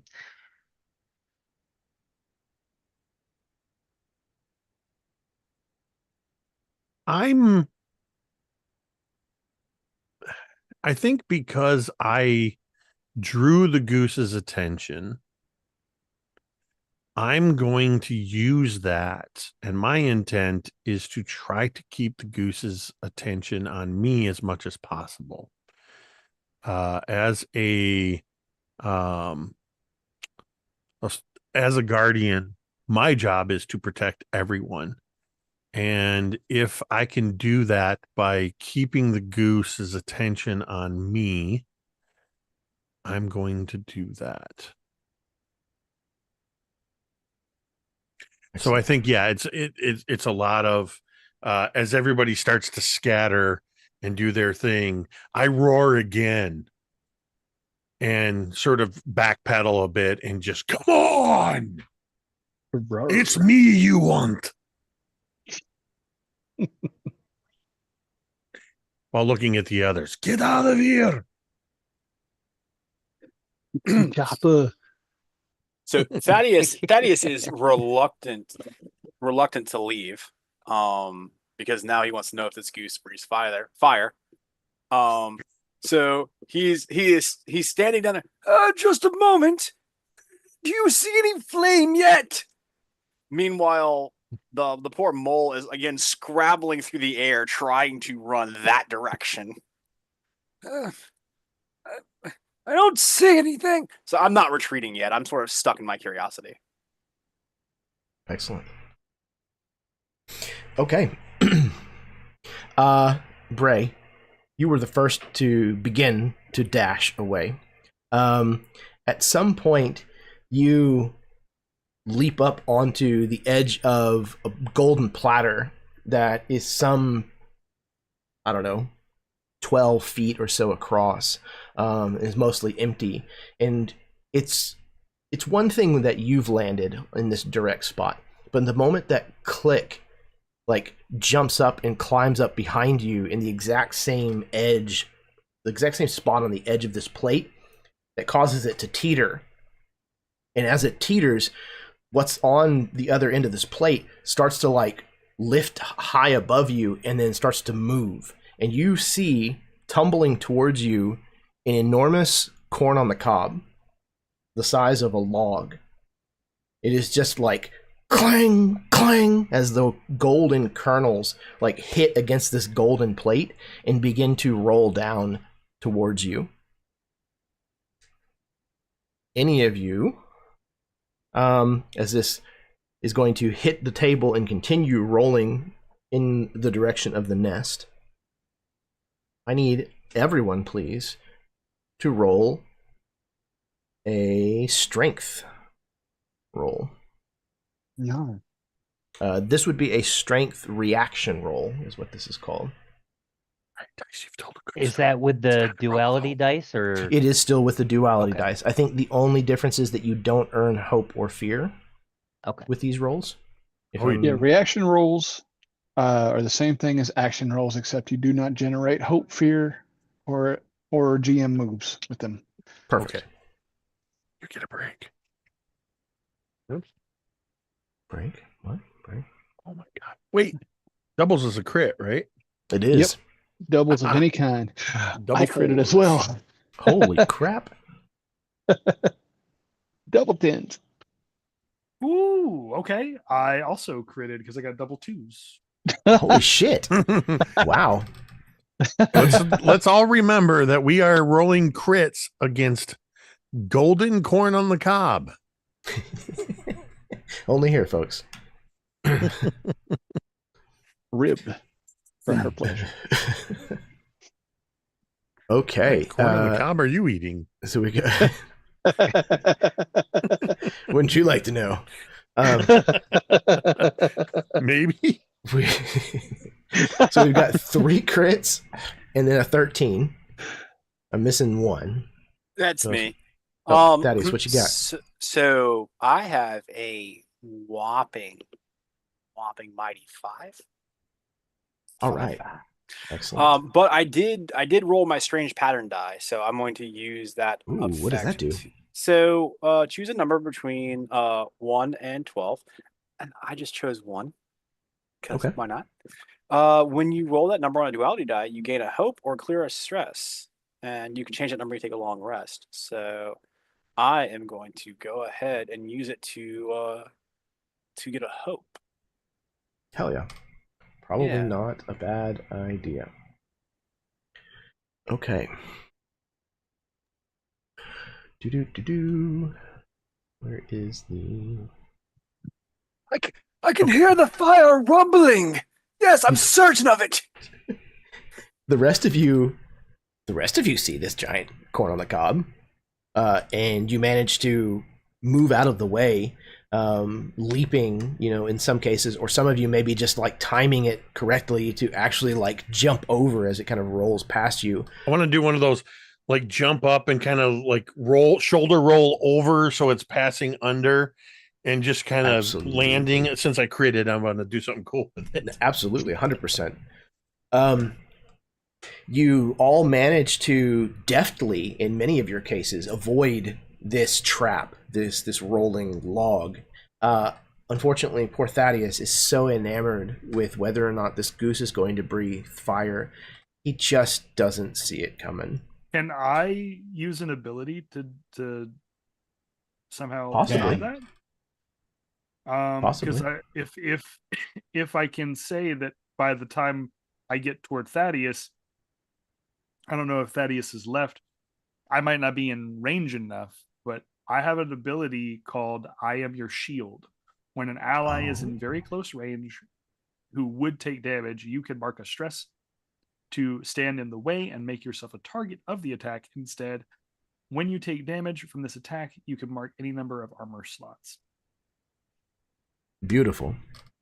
So you turn around, Sprocket, and you see that Thaddeus has no idea that this thing is rolling directly at him.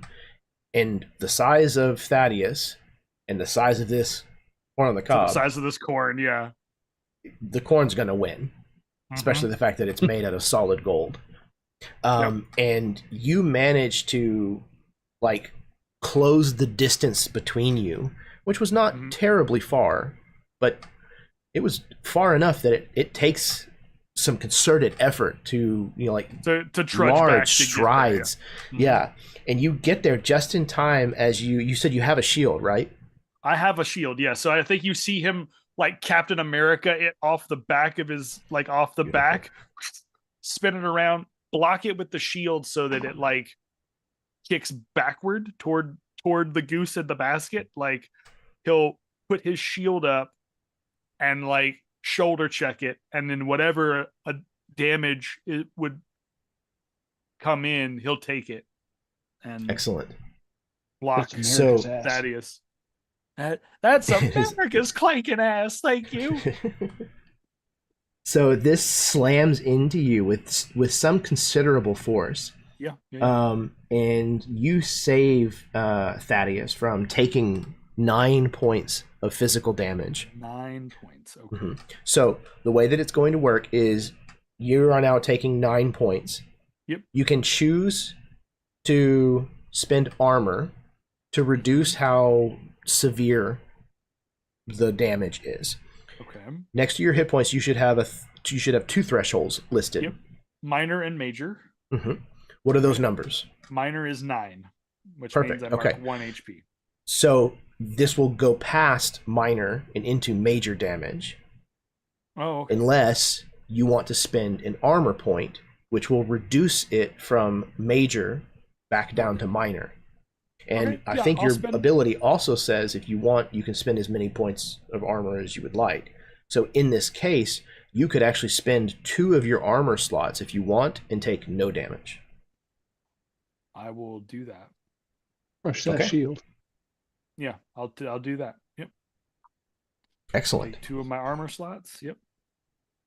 So yeah, you move over, you pull this off of your back in one deft, like almost mechanical, if you will, motion, and manage to get this down against the ground, kind of like leveraged against you, and this thing just like clang against your shield and deflects and kind of does like that weird football wobble, you know, a round shape that's not exactly completely round, as it kind of like topples and rolls away from you before it eventually comes to a stop up against like the base of another plate that's nearby.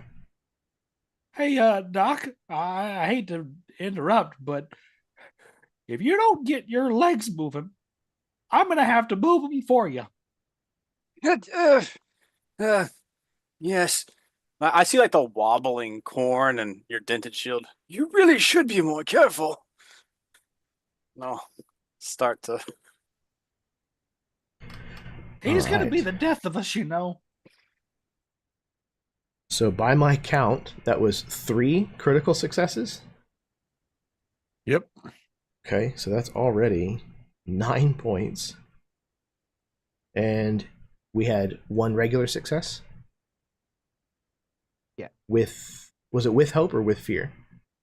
Mine was with hope, 13 with hope. With hope. So that's another 2. Oh, do I add a hope? I thought we were Nope, not for this. okay. It just matters for how I track how I track the clock. Okay. Well, you can put one right back, but I failed with fear. Failed with fear. Tick it back up. Excellent. Okay. This encounter might be over before before it began. Okay. They never even got to the pudding. You laugh. Can't All right. have your pudding if you don't eat your meat. You have successfully surpassed the falling corn cob and are able to move further along the table as this goose snaps down at Thaddeus where he just was moments before, and then starts to honk again and like then gives full-on chase. All right. The next of you, if you would, please, some of you, or one of you, rather, volunteer to roll another d12. If you get a 6, please roll again. Chad? D6 or D12? That's a D12. D12. I'm sorry. D12. That's a If you get 4, a my 6, friend. reroll. Okay. 4, 4, 4. Interesting. All right. Excellent. see. Okay. Sprocket, as you collect Thaddeus and kind of push him from you. I imagine I'm just backpacking him in one hand with the shield in the other, just being like, "We're getting there one way or another," and he's just like, we've like serpentining as slow. I mean, he is slow, but he is trudging along as much as you can, and you can see that wind up in his back is like the longer and longer he keeps going, the more and more it's slowing down. He knows at some point he's gonna have to stop and rekey himself before it gives out, especially after that push of exertion that he just did. May I spend a hope to help him and turn that key when he gets in cover? Oh, that would be lovely. Yeah, absolutely. It is usually in action, but if you want to spend a hope to do that, you can absolutely do so. Yeah, I would love to. I think, Jason, what happens, you see after this whole thing happens, you watch as Sprocket is just trudging forward, suitcasing Thaddeus in one hand, and like gets behind, I imagine, like this big golden teapot, and just like, okay, don't do that again, okay? No more. Yeah. Yeah, the shunk, shunk, shunk, shunk, shunk turns into a shunk, shunk, shunk. Oh, hey, thank you. I feel, and you just hear the gears start cranking faster and faster, like you just gave him a cup of coffee. You know, like it went from like the trudge of to. Now, I think we've all seen Return to Oz. I think, right? Yes. And do you have the little World War I hat on? I do imagine. I do have some. I feel like I am very much like embodying a version of like TikTok. So I do think that he does have some sort of like soldier's beret or something along those lines. Very like Emerald City, like how the Emerald City Knights have like those big tall like brocade hats. I think that's something that like he probably has to a certain degree. Oh, for sure. Yeah. So I like pick that up and like kind of like tip it back down on you and like pat your back and scream, "TikTok, let's go on the clock. Let's go." And I run. Let's go. Fantastic. Okay. So, Sprocket, as you are rewound, there's a point where like now you're like running past everybody else that you were kind of like trailing behind. You know, your gears have been, wound to such a degree that now, it's almost effortless. You take, 3 strides for every one of theirs. And you realize at some point you have made your way up like the slope of what looks like it was a folded napkin that was kind of leaning against something. You've made your way up this, and you realize you're now at a little bit of a height, and you might be able to actually close some distance, gain some distance between you and the goose. And as you kind of look around, you realize there is stuff far below you, but ahead of you, there is a utensil bridge that has been formed of the handle of this serving ware. And you realize it's, narrow, but easy enough to walk across, you think. So I need all of you, please, for the utensil bridge to make an agility check and describe as you navigate across this utensil bridge. What I'm good at. Utensil bridge would presumably be fairly narrow, or with giant Definitely. Utensils be okay. Well, Would narrow acrobat is help perspective. I would think so. Okay, so I would like to add my acrobat to this to Absolutely. kind of just like So you'll Bunny spend the hope hop. point to be able to add a 2, I think is usually what it is by default. Yes, sir. Excellent. Which leaves me out of hope. So let's generate some hope. Oh, that helps. That is a 12. No, 11. Sorry. Plus the agility's 2, plus the acrobats 4. So 15 with hope. With hope, okay. With hope is good. 15 is another success. That is success with hope. That is 2 more ticks on the clock. I can undo some of that. Oh no. Okay. What you got? I got a 20 with fear. A Yes, man, success you're killing me. with fear. Okay. That still actually advances the clock. Okay. Yeah. Failure with fear is the bad one. I ended up with a 14 in hope. Oh no, Thaddeus. Okay. What you got, Thaddeus? I have a 3. Oh. With Fear? hope or fear. fear? With fear. Oh God! Excellent. I got a 9 with hope. Okay. I'm not sure if That is that's a good or failure bad. with hope. Failure with hope is no advancement at all. Okay. Okay. So, what does that look like as y'all try to make your way across this utensil bridge, considering the success or failure of what you rolled? So I imagine this is one of those ladles or spoons that has holes in it so the liquid can drop through.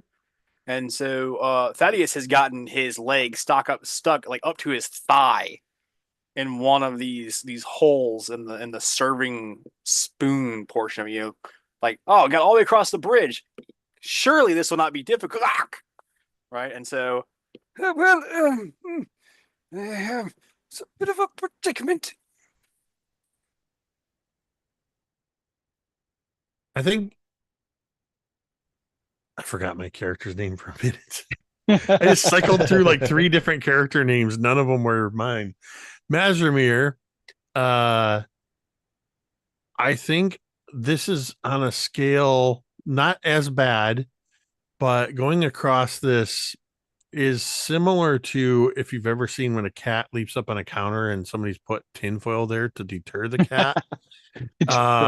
So it's more a matter of I do not like this one bit, and I am moving as fast as I can. And for the brief moment or however long it takes to cross this utensil bridge, I forget that my job is to protect people, and I am very selfish in this moment. I've got a 14 with hope, so I think that it's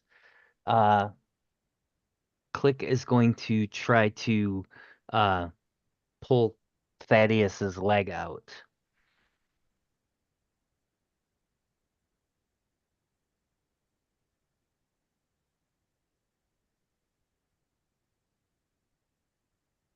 All right. And I think am I rolling for that? Because I think that I would like to use finesse to try to twist him to get his boot unstuck from the hole. Yeah, there's no need to roll a second one. Okay. So yeah, you absolutely managed to unstick his leg and twist it, like you said, and pull him back out from where he has gotten himself stuck. However, this slowdown, this bottlenecking here at this narrow utensil bridge has given the goose enough time to catch up. And you see its incredibly long neck reaching forward as it opens its beak and comes down at all of you. Because there was a roll with fear, I am going to take the spotlight and I'm going to spend one of the points of fear that I have to use Beak of Doom. I have to spend a fear to have the goose make a bite attack against all targets within close range. Beak of Doom sounds so harsh. It's what we're here for. All right. So one at a time, I'm going to ask you what your armor class is, and we'll figure out whether or not they managed. He means evasion. Evasion. I'm sorry. My D&D is showing. We're going to start with Jason. What is your evasion? My evasion is 9. That's a hit. Mazrimir, what is your evasion? Mine would be a 9, but because I'm wearing heavy chainmail and carrying a heavy or massive greatsword, my evasion is 7. Another hit. Sprocket, what is your evasion? Well, considering that I am a giant ball of metal, I only have a 6 as That's my a evasion. Third hit. Thaddeus, dare I ask, what is your evasion? 11. Yours is the best out of the group so far. Good for you, Thad. So but glad. it is still a hit. And click. Mine is 13. That's another hit. All right. Yahtzee. So each one of you is going to take... Not this time, Goose! I'm going to spend 3 hope to force you to re-roll your attack. Oh, excellent. Yes! Not this time? That's what the ability's called. Not this time. Oh, Not- perfect. Not this That's time, hilarious. Bruce. I love the fact that somewhere in Thaddeus's mind, he has an encounter with a giant goose before. He's already done this before. He's already done this before. He's like, the last one was Okay. a mother. Now it's this one. Okay. Time is a flat circle. We So all that- repeat the same thing over and over and over again. That new total is but a 6. So I think that's only one of you that managed to actually hit. It's Goose Is all that you, day. Sprocket? That is me. Yep. All right, Thaddeus, Sprocket. I'm going to kiss you. That was Gross. a well-used ability. Okay, Sprocket. rabbit tongue. you Who's the get- one that would take a hit? Sprocket. Tis I, good lad. I'm going to use an ability I have called I Am Your Shield. Yay! Tag Which- team back Which again. Sprocket used to save Thaddeus earlier. I'm going to use to put myself in the way of the attack. So I'll mark a stress, and then whatever the damage is, I can use armor slots to reduce it. All right. Excellent. So turnabout is fair play as Sprocket is about to be bitten down on by this beak, and Mazrimir, you manage to... Is it a shield? No, I don't have a Okay. shield. I have Um, a great sword. So perfect. I would like to think it's some version of the classic shoving know the where you're sword up in going. its Yep. beak. Dragonheart. 100%. Yep. Yeah, you lodge this, as it's biting down. However, with the slashes and things that it's making with its teeth against your arms, you are going to take 9 points of physical damage. So that would move me into major damage. Okay. Major damage. I am going to use 2 armor slots. You know what? No, I'm just going to use 1. Just Drop that down minor. to a 1 hit point. Okay. So yeah, you just have to mark the single hit point then? Yep. Excellent. Perfect. But you do manage to keep the goose from biting down on Sprocket. Okay, and you are able to then move to the next part of the challenge, the next part of the chase. Okay. Another volunteer to roll a d12. If you roll a 4 or a 6, please roll again. I think I see Craig rolling. Yeah, I'm trying to grab it out. Got there.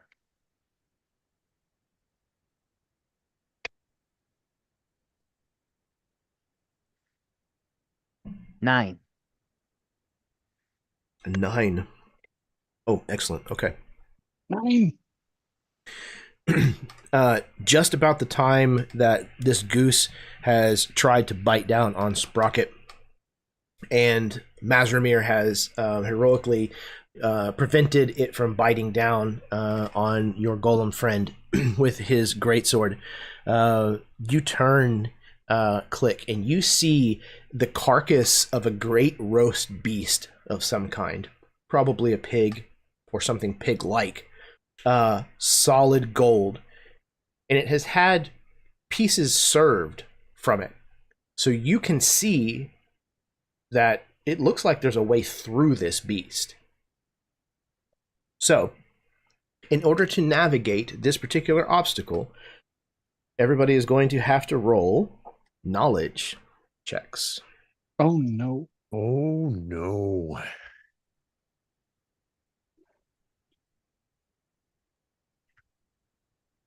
You could fucking roll. But with fear. I got 22 with fear. Oh Success no. with fear. I think there's a thing about this. Hold on.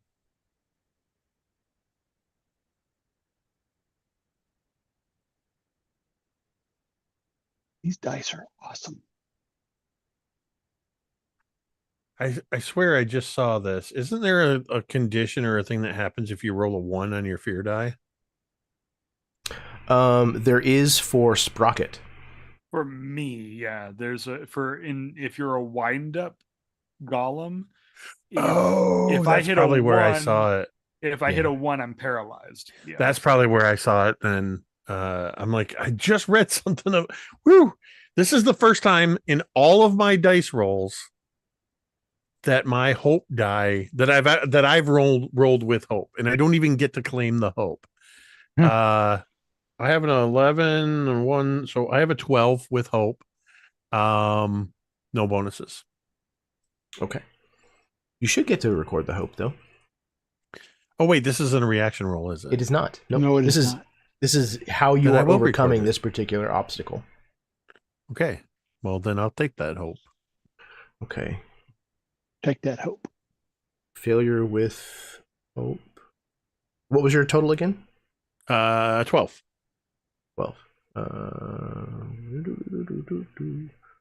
Yeah. Okay.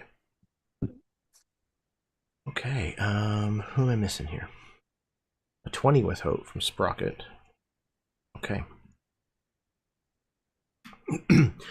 So as this goose shakes its head. Oh, sorry. Go ahead. Mine's a critical. It's just a 2.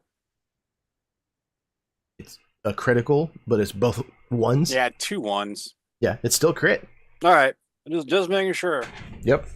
Yeah, a crit is a crit. It succeeds no matter what the total of the dice would be. So here's the question. Strange Pattern says when you roll, in my case, a 1 on a duality die, you gain a hope or clear a stress. If I roll 2 1s, do I get 2? Is there any other caveat? Is there like a limit to how many times you use it per scene or session? Or no, yeah. I can't change that number until a long rest. All right, awesome. So it sounds like it. Yeah. Well, we'll replace some of that hope I just spent. Thank you. Absolutely. Ooh, hope with a crit. Sounds great to me. What a fortuitous roll. Yeah, no joke.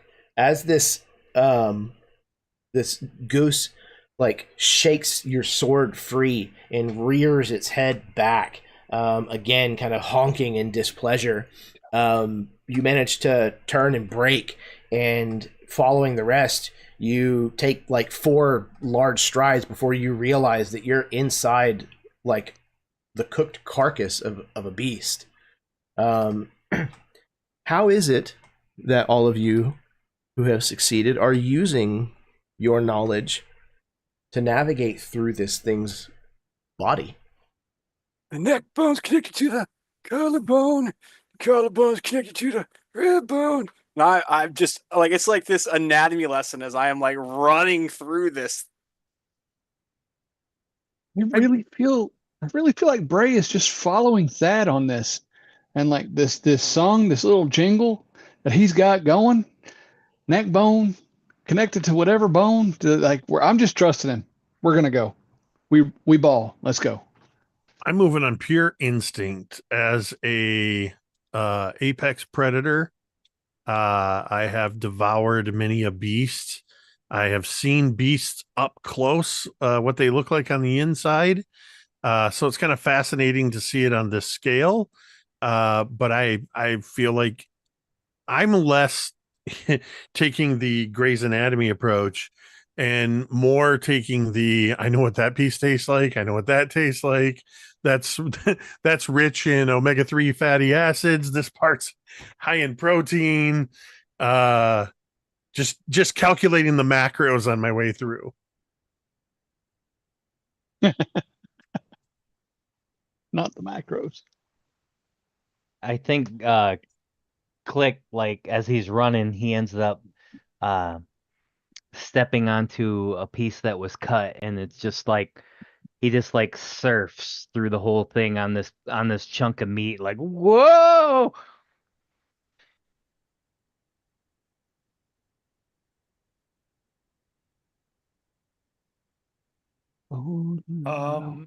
So I think Sprocket's like, is there a channel in here, Jeremy? Is that what we're basically seeing, is like the way that they have carved up this golden pig, that there is like a channel or a cavity or a cavern? Yeah, it's through this? kind of like a grotesque, somewhat labyrinthine tunnel. Okay. Yeah, so I think he's just gonna in parts that might be like really gristly and like sinew and like tough to get through, you watch as the newly wound up Sprocket is just full on baseball batting, like through bone, through the sinew, through whatever. If there's anything blocking, any cartilage, anything like that that's blocking their way, immediately either undercut or overcut, just hacking through these bones as quickly as possible, and then just sort of using his forearms to just push, and like almost like breaking a wishbone, pushing through the bones and cracking them away.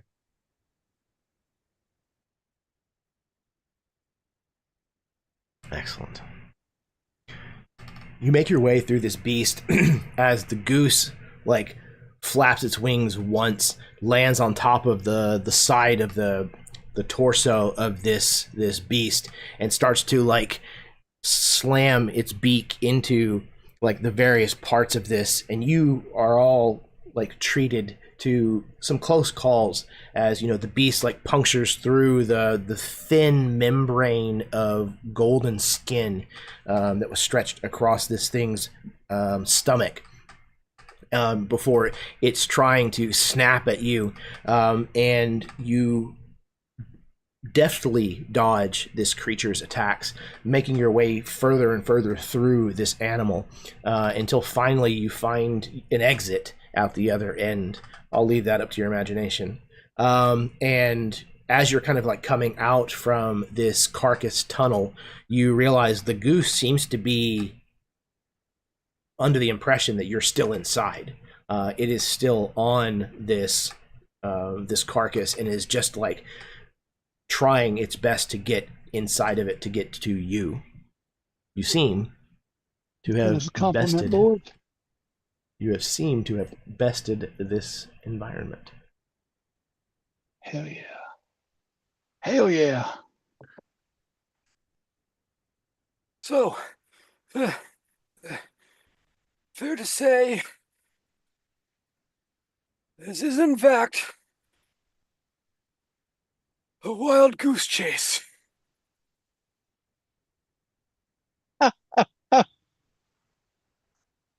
Nice. Bro.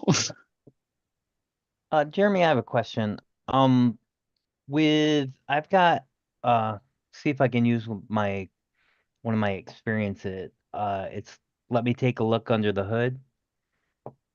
Can I use that, since I have a background in Tinker, to see if I can fix Sprocket's armor hits that he had?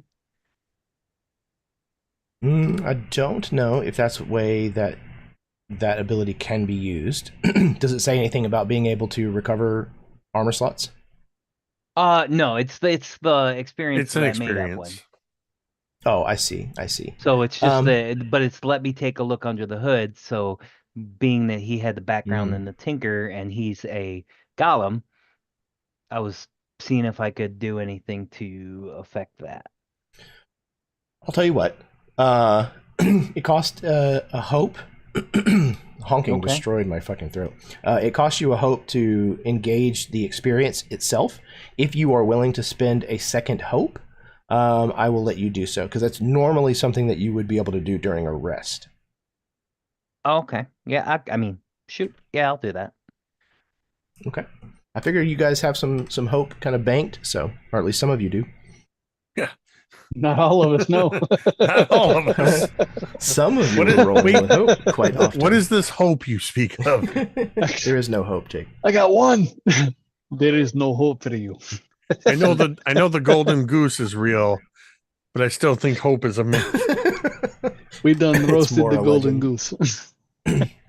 So does that Perfect. fix his armor then, or? I will let it recover a single slot of armor. Okay.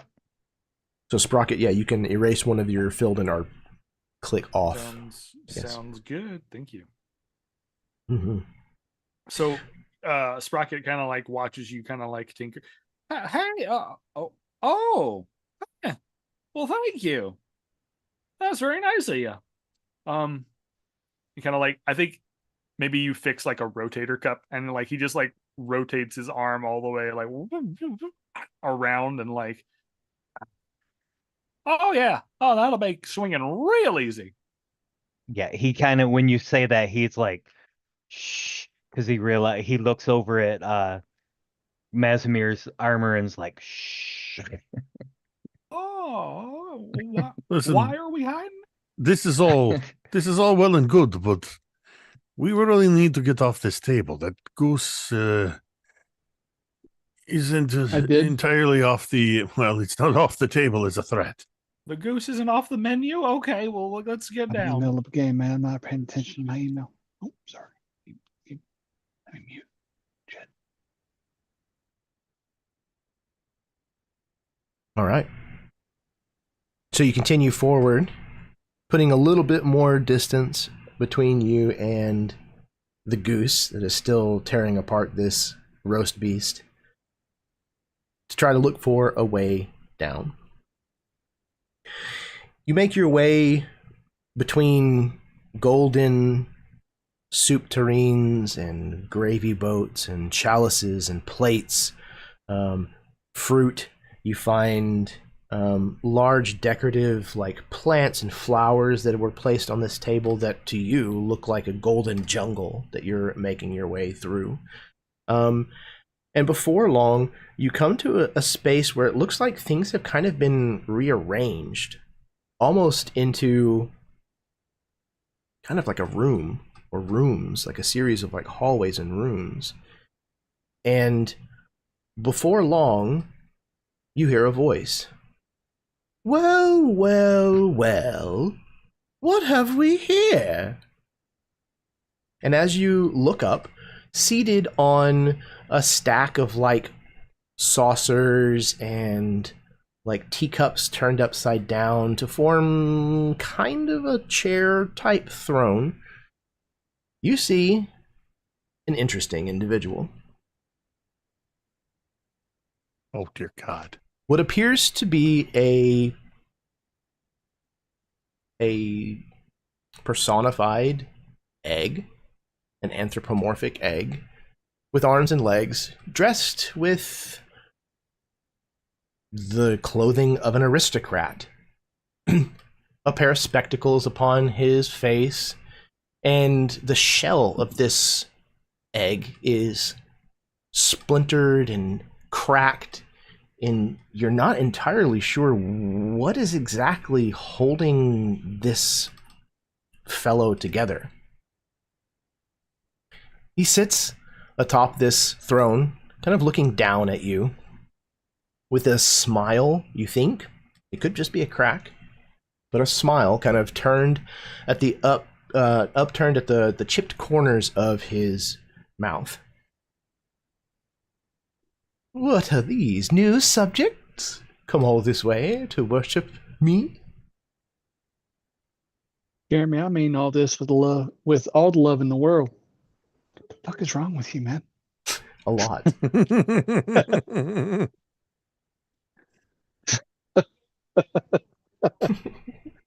Jesus. Eldridge Humpty. That's what they called me in college.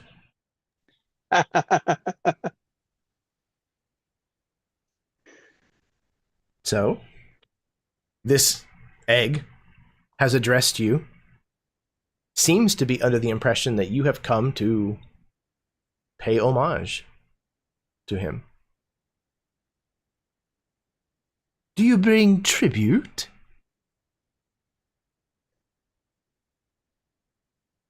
Oh, great Crackton. And I would take out the pouch that I would have all that gold flakes and gold dust, and I would lay it out before his feet. Oh. We do yes. seek thine approval and thine favor. Well, well, well. And the rest of you? He says, almost borderline dismissive of the very obvious gift that you've just paid to him, Bray. I will bend no knee before you. Oh, yes, the Aslians, ever prideful. My ass shut the fuck up.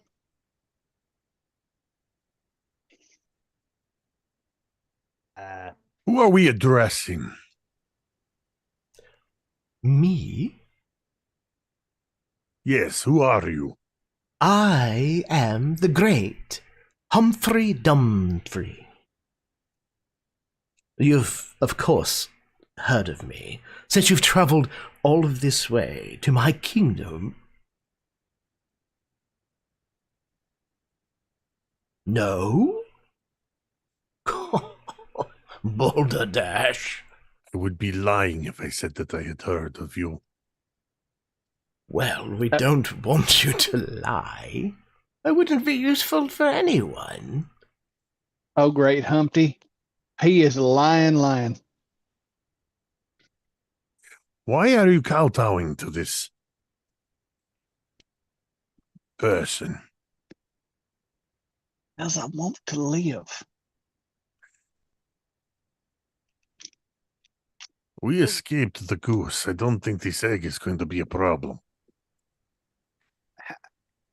Is he our size, relatively speaking, if we were to Yes. Okay. Yeah, he's not like Okay. oversized the way the rest of the things that you have come I across took have it been. that that's the situation, but I was I mean, about to to eat my words if you change. to be fair, he is still a person-sized egg. Yes. Right. So, right. Okay. And I'm a person-sized lion, so Well, that's true. and he's a person-sized rabbit.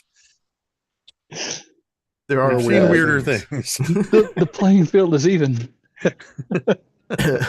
Like, our characters have seen weirder things. This is one of the most messed up things I have ever seen. I'll take that notch in my belt. I think Sprocket is looking like Sprocket.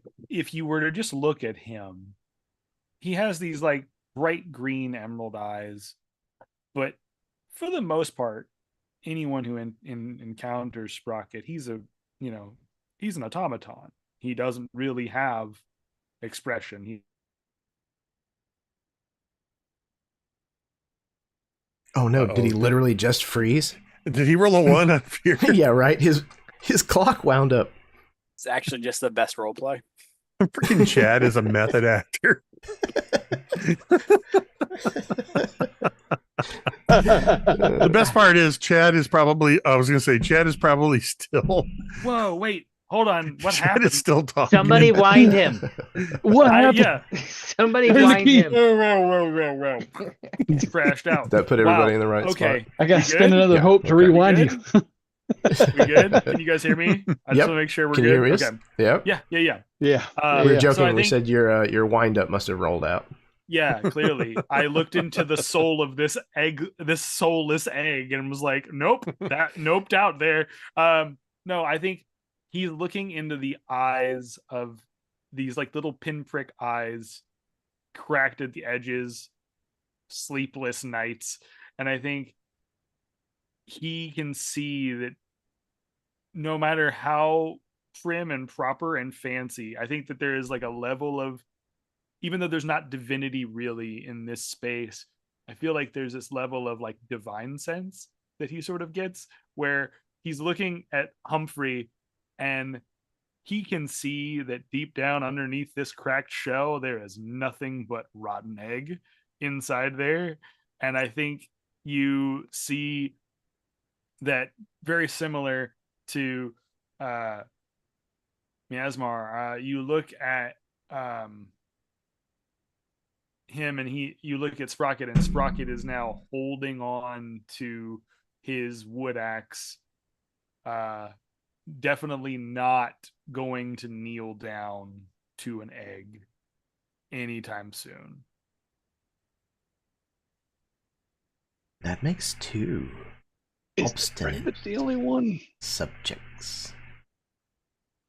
Very Well, I interesting. just don't understand why we would have to. What makes you important? You're not a, I don't see a crown on your head. I don't see a, The I don't crown see a- is forthcoming. I Oh. am the Well, then king. you're not a king. No, you're not a king. You said forthcoming. The Means you crown haven't is earned it. forthcoming. But Oh. I Clearly my- am a king.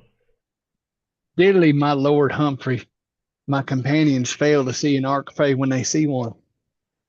We do humbly beseech thine mercy. My tribute's in his pile. We are together. We joined our tributes before we came here. It's a group package. The shells like cracks around where his eyes are, where they're kind of the densest, kind of like shift, and the eye holes that he has kind of narrow into slits. Now, egg people are not, by any stretch of the imagination, a normal thing in Dowrenland, right? Like they're No, this would be the first egg person that you've ever met. However, okay.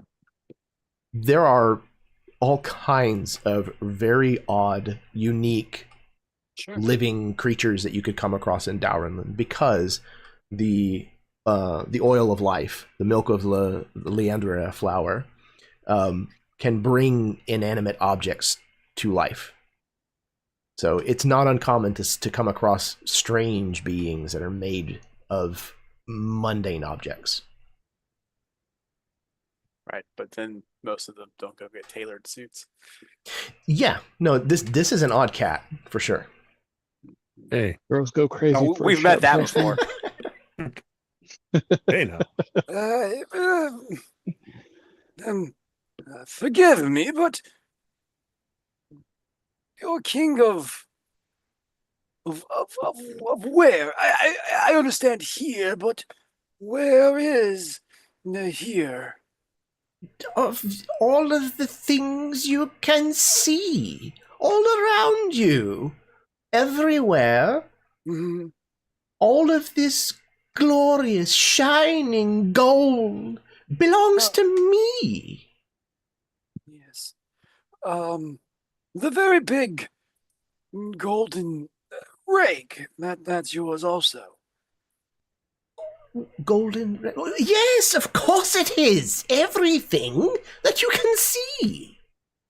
I Everything. don't understand why this is hard to explain. I know that you are common folk, but still.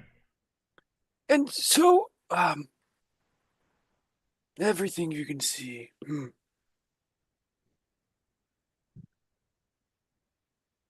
You must pay tribute. And if you don't, well then Yes. I will have my guards seize you. Are your guards in the room with us? Yes, they're in the room with us. daft Aslian. Jeremy, Mm-hmm. can I please perhaps see if I can roll a presence roll to see if I can discern if he's telling the truth or if he's lying to us. Like,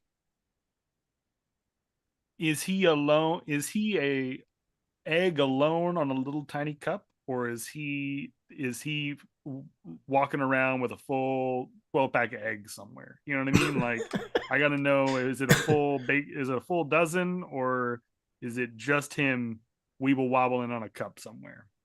Okay.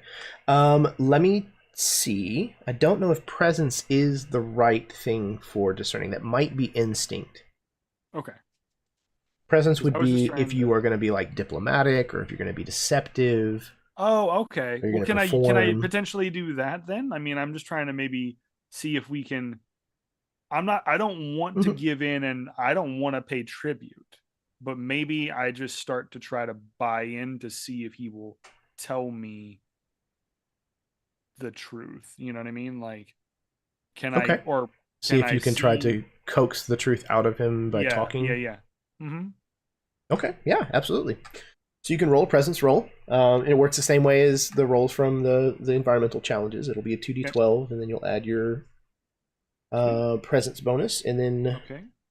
let me know if you got hope or fear as the high die.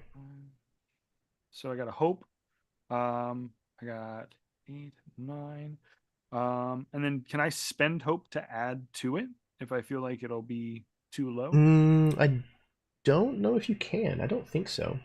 It's Unless not you have an it's- experience that you think would be Okay. applicable. Well, I do actually. Actually, I do. Can I use Can I add my noble bodyguard? Mm-hmm. Since I have had That would be a the- perfect thing to apply. Yeah. So I will add Absolutely. noble bodyguard and add another +3, so that'll get me to a total of 12 then. Okay. 12 or Absolutely. no, 11. Sorry, 11. My number's Okay. And that costs a fear to do it, so you'll spend a fear, or not a fear, spend a hope. Spend a hope. Okay. Yep. So then, yeah. How do you use your experience as a noble bodyguard to try to talk to this guy about his security retinue? I think Sprocket is. There's a moment between, I think, Mazimir and myself where we both look at each other and we're like, bunch of bullshit. Like, clearly there's a bunch of bullshit here, right? And I think there's this moment where Sprocket begins to like take on more of a noble stance, and he goes, well, Your Majesty, if indeed you do have a retinue, and is this your grand hall? Majesty, I like that. Yes. Yeah. Well, Yes, okay, this Your is the Majesty. grand hall. Oh, lovely. It's clearly the largest room. Clearly. But I mean, a king must have a throne, right? And I don't see a throne here. Nor He do taps I see on a the crown. like the golden like cups and saucers that are stacked and arranged into a chair that he's sitting on. This is my Oh, throne here. But Mr. Dumfrey, you don't understand.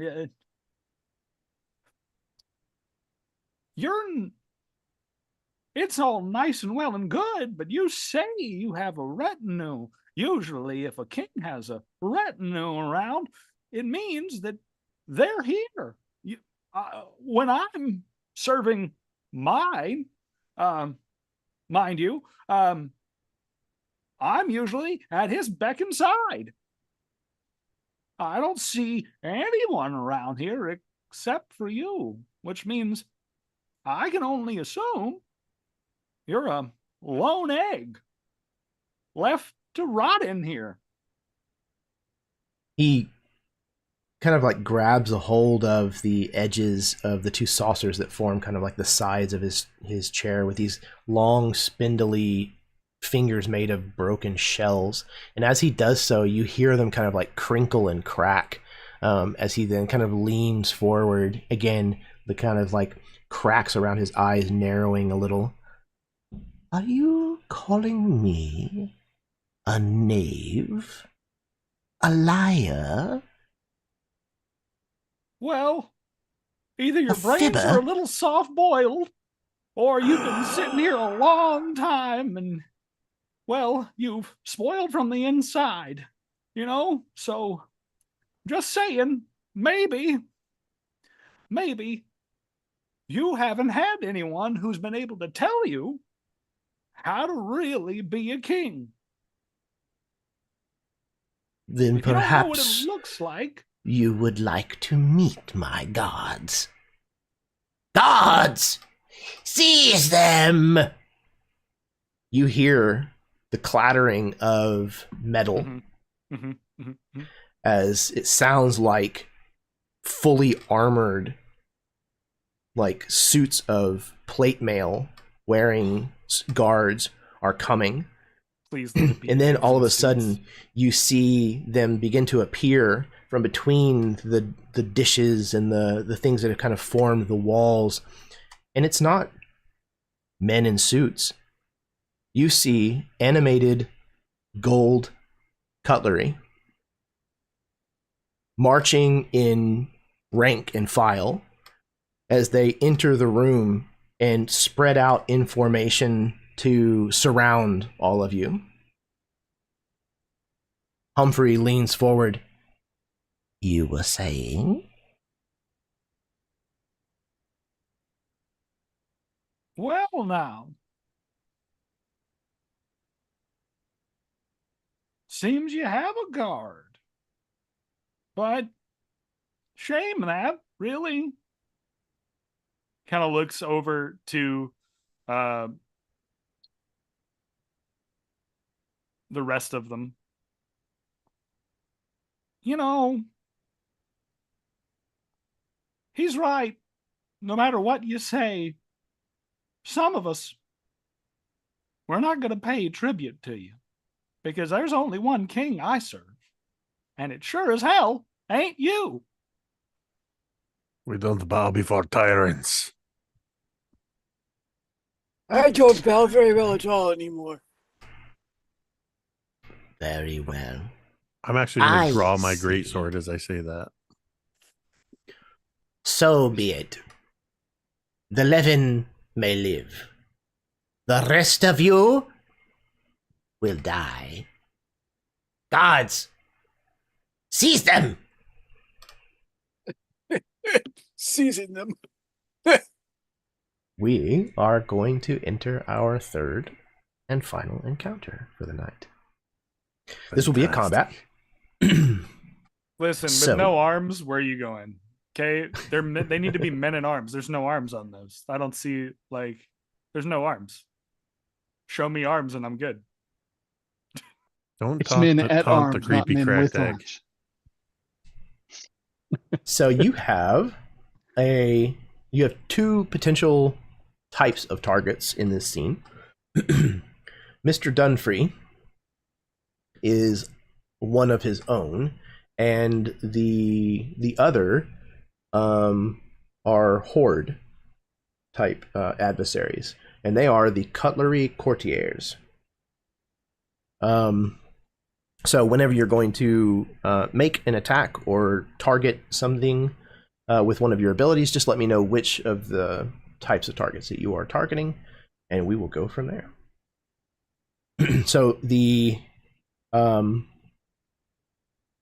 you know what? I'm gonna be a right bastard. I'm gonna spend a fear to go first. I love it. Hell yeah, you are. I love it. Do it.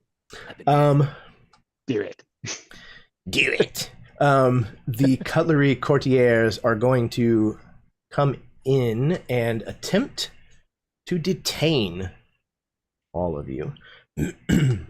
Would you say that they're all clustered in very close range?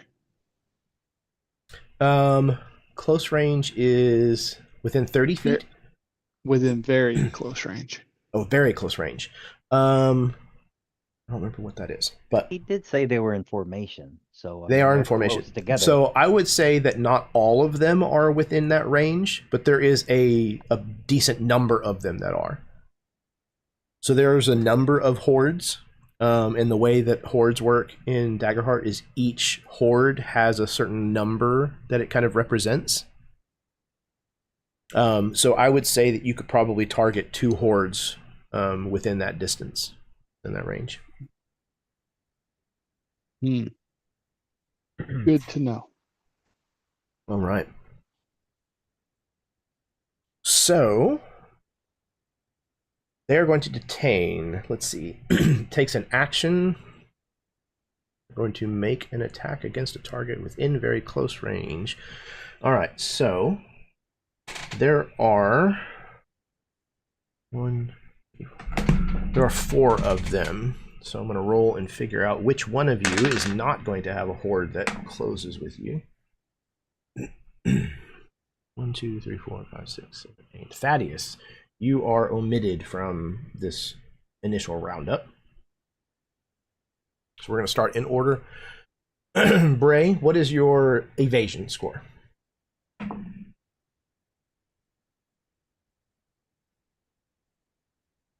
Uh-oh, did he freeze? Jason, are you there? Can you hear me? I am here. What is your I thought you evasion said score? Thaddeus. I thought you said Thaddeus. I am Thaddeus sorry. is the only one of you that is not getting targeted this round. Got you. My bad. I'm sorry. You're all good. What is Bray's my evasion? My evasion is 9. 9, 9, 9. Okay. A number of them, a single horde, if you will, surround you. A set of fork, spoon, knife, and salad fork.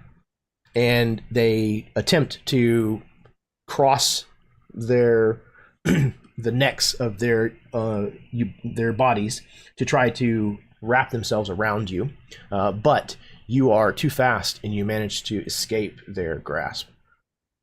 All right, Mazramir, what is your evasion, please? 7. 7. They likewise fail to get a hold of you. All right. Sprocket, what is your evasion score? 6. 6. Okay. They do manage to make contact with you. On a success, I will mark a stress for them. Okay. That is horde number 1, 2, Jeremy. 3. Not that it Yes. matters right now, because it is your side of the mark, but I do have an experience that says incredible strength. At a certain point, when the horde overtakes me, can I Get up. can I Quite possibly. superhero crack? Yeah, on your crack turn, that? Okay, you might be able to do so. sweet. For the moment, however, I'm going to capitalize on their detained ability to mark a stress for themselves to restrain that target. So you are restrained until you break free with a successful attack, finesse roll, or strength roll. Sweet. So you very well might be able to burst out of that on your turn. Thaddeus is not targeted. Click, what is your evasion? 13. 13. Ooh, okay. They got a 19 on you, so they are also going to spend a stress, and that is horde 4, which means that you are also restrained. I just realized I need to look in the core rulebook and figure out what the restrained condition actually does. Conditions are... okay. So they have moved in, and have attempted to seize you. I think I'm going to let the spotlight go back to you guys as the party. So in whatever order that you wish, you may now move about the cabin. I would like to leap into action. I have a I have a card that is called Whirlwind. And when I make a successful attack against a target at very close range, I can spend a hope to use that attack against all targets within close range. And I would like to do that to leap into a whirlwind of death to those trying to surround me. Okay, perfect. So go ahead and get that roll. By the way, the restrained condition states that you cannot move until this condition is cleared, but you can still take actions from your current position. I do not need to move. I need to be the center of this action, so I will not be moving. Perfect. But I will be twirling. Twirl away. And that is a 12. Oh, no, that is a double 6. A crit. That is a crit. God. Excellent. Damn. Y'all With a long sword, crazy. so agility +2. So that is 12 plus 2. That is 14 total. Okay. I don't know if the numbers matter with the crit, but that's what it is. Yeah, so it is doubled, I believe, or you roll twice, I think is the default. For my damage? On a crit. Okay. Let me get my D10s here. So you said you were at 14 already? Yes. It says you make Okay. make a normal damage roll, then automatically add the maximum possible value of all your damage dice, Even better. combined as extra bonus damage. So 20 plus 3. So 23. 23 damage. That's insane. Okay. And you were able to target 2 different hordes. 23 damage is 1, 2. And I gain that hope back. Major. Okay. It was 24 or 34? 24. 24. Okay, that is twice, and then I'm sorry, Wow. 23, not 24. 23. 23. Okay. So you actually take down 2 of these hordes entirely. So what does that look like as Bray takes down like 2? Oh, wait. Oh my god. What kind of damage is this? This is physical damage. Oh no, Jason. Okay. They have a feature called Solid Gold. Oh no. The cutlery courtier is immune to physical damage.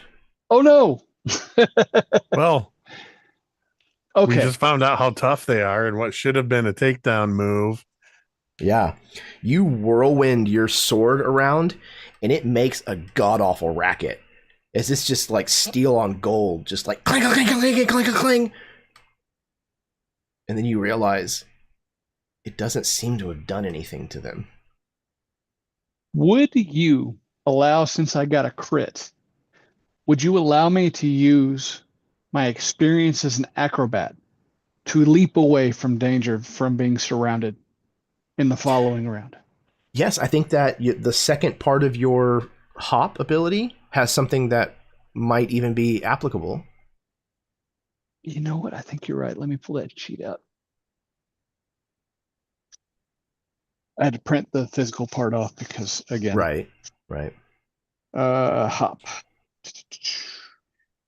After an adversary makes an attack against you, I can mark a stress to get a +2 bonus to my evasion.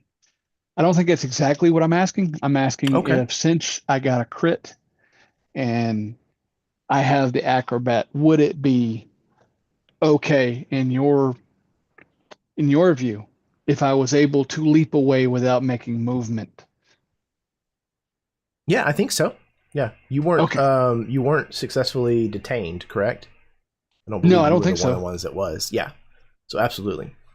So as I'm coming up with this whirlwind, I'm really like hopping up like a tornado of destruction.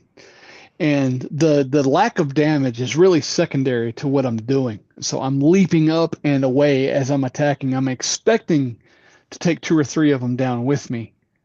And instead, they still stand there unmarked, barely chipped, as they're immune to physical damage. But I think with the crit, I'm able to leap away. Absolutely. Bray manages Awesome. to put some distance between himself and this cutlery. Yes, I move maybe from very close to close. Perfect.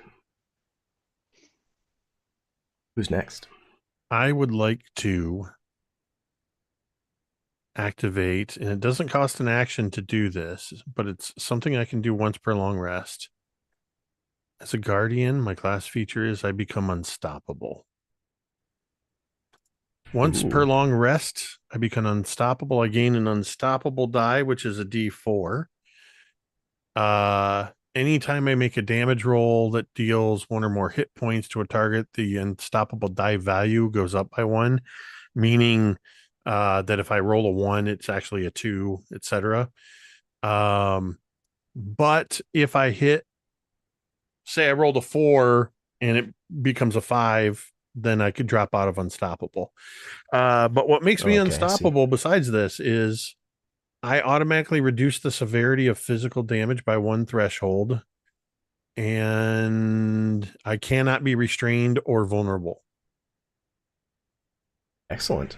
And what this looks like is it looks like Henry Cavill reloading his fists as I have my greatsword in my hands, and I just and I want to rush Sir Dumfrey here, and I want to add some more cracks to his shell if I can get to him.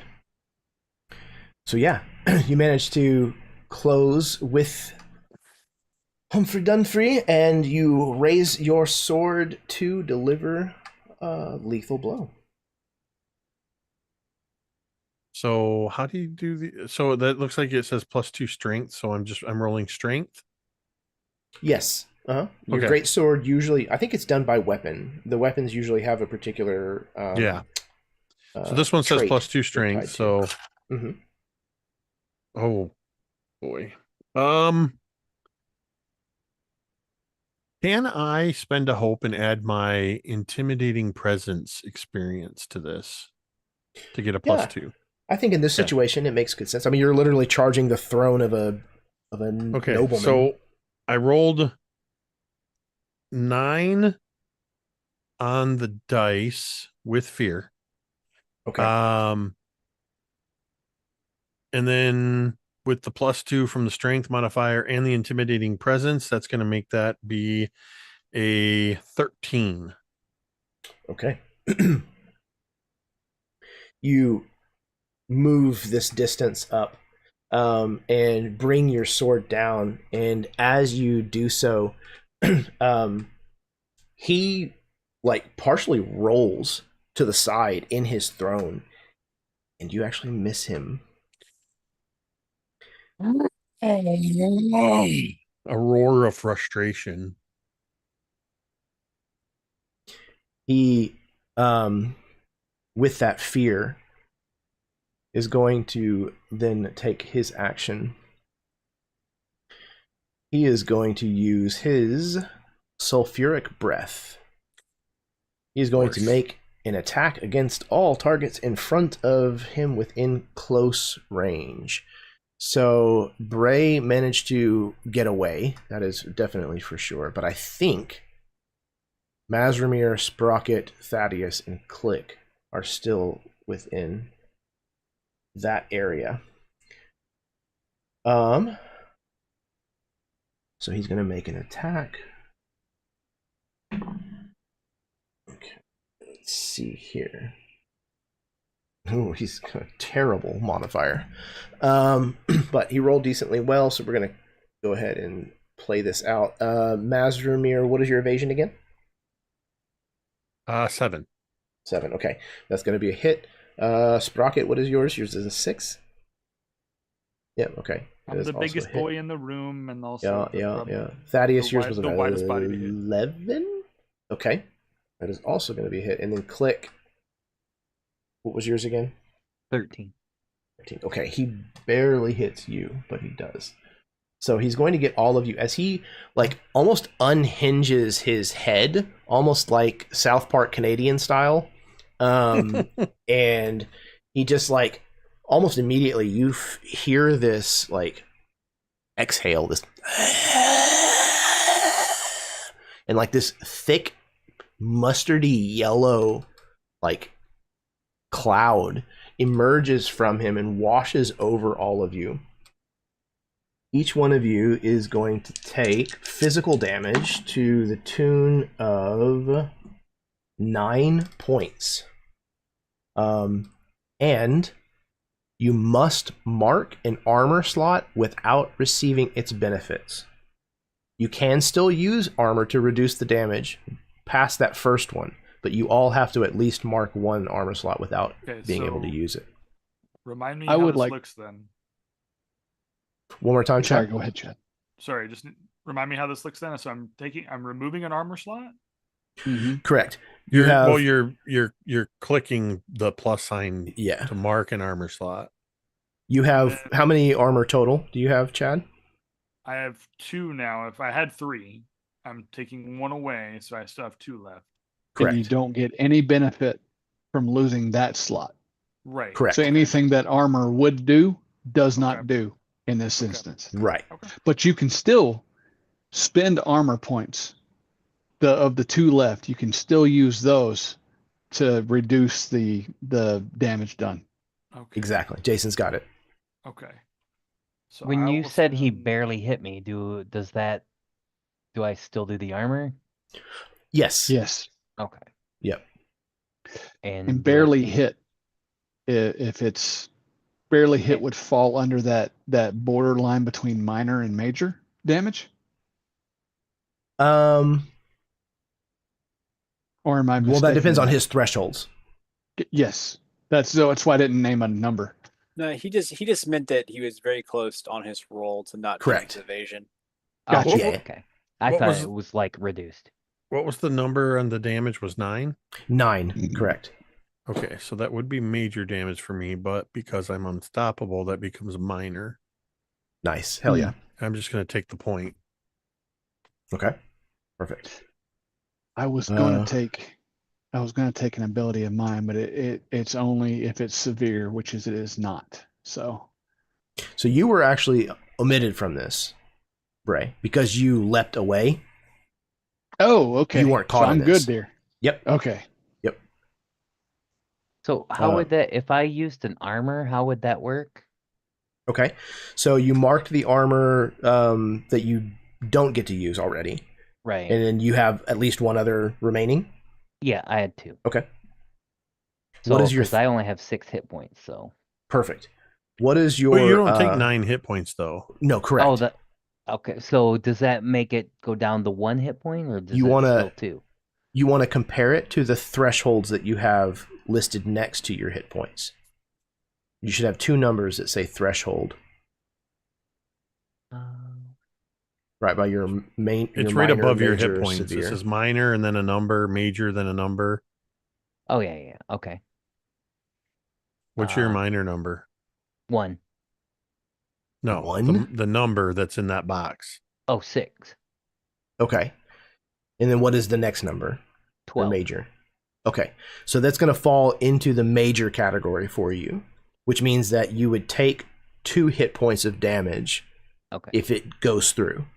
You can use an armor slot past the one that you already had to mark to take that from major damage down to minor damage and only take yep, 1 that's hit point. what Yep. Okay. That's Cool. what I was looking for. Okay. Yeah, absolutely. Thank you. Of course. Yeah, we're all learning this, so.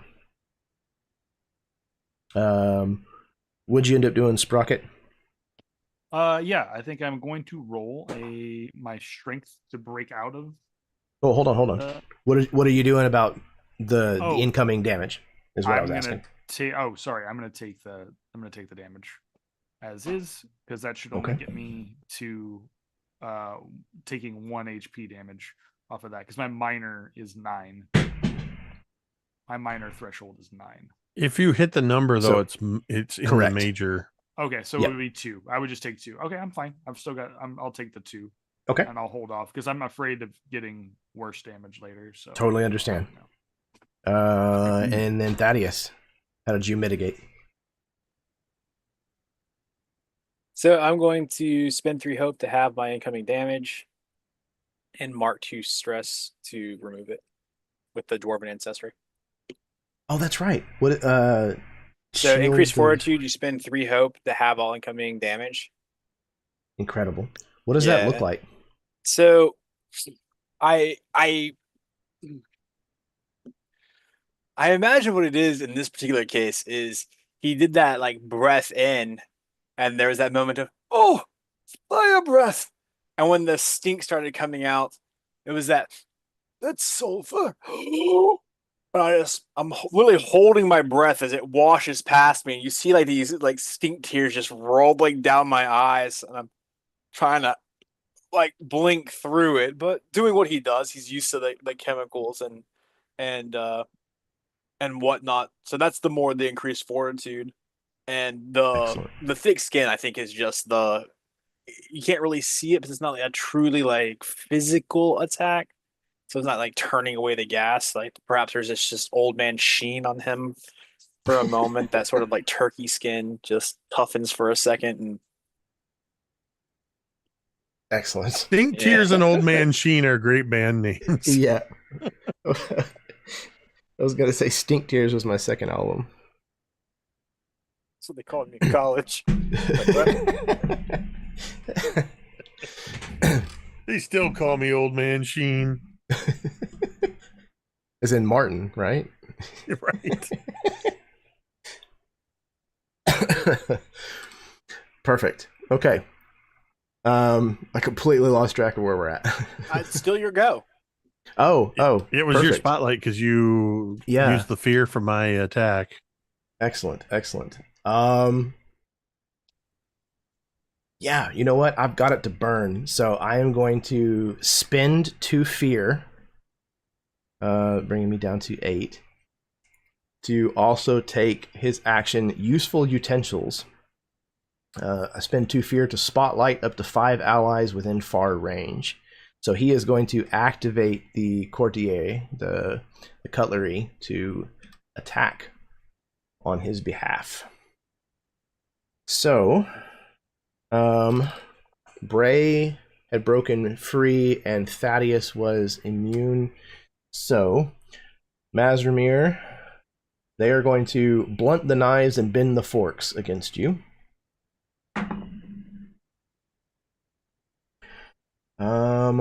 With Because only that's a what Bilbo 7. Baggins hates. Exactly. A 7, I think, is what the magic number was. Your evasion, Oh, Mazrimir. sorry.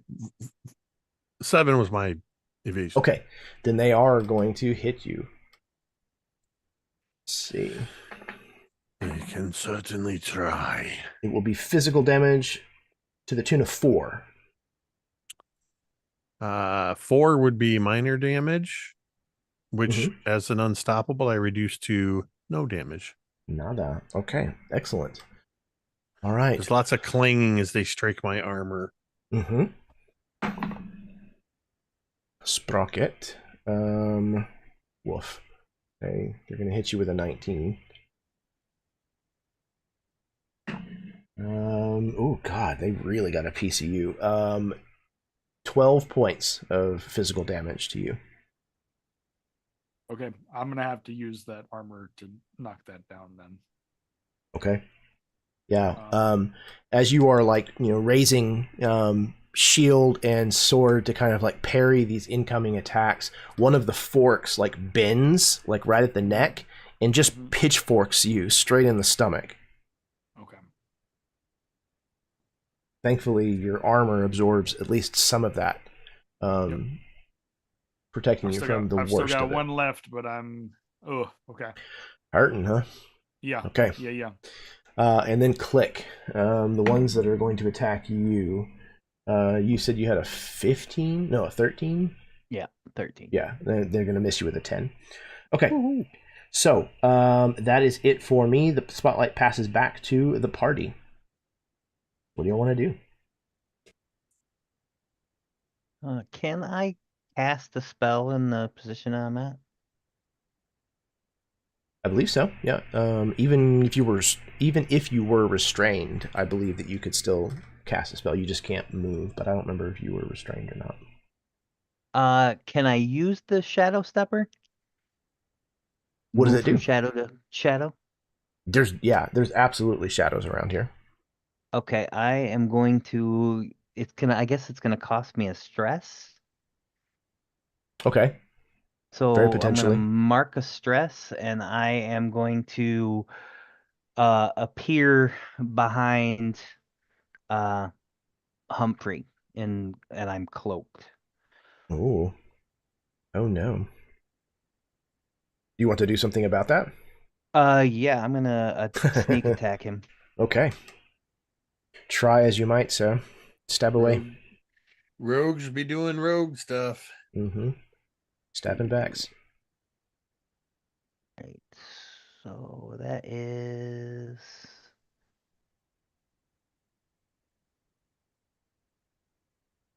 That is a 16, but it's a critical success. Okay, yeah, you got doubles. Sevens. Yep. Hell yeah. Double sevens. Okay, so yes, that will absolutely hit him. So you will take the max dice damage that you're able to do with your weapon that you're using, and then you'll roll it and add anything to it that is applicable. All right. So that is a 1d8 plus a 1d6 plus 2. So that's 16. And then that was the max damage. And then what am I doing? You'll roll the d8 and the d6. Okay. I don't know if the d6 gets... So 16. Fuck it, that's what we're doing. Somebody who knows better can tell me in the chat. Oh, hold on. What are we figuring out? I had a complete brain fart. And then it said 3, so a 19. Oh, whether the rogue sneak attack gets added into a critical damage. I'm sorry, Craig, one more time, what'd you say? My.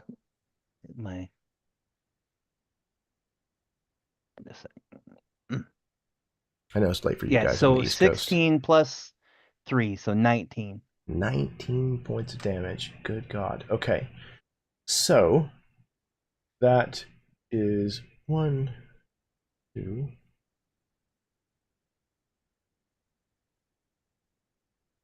Okay.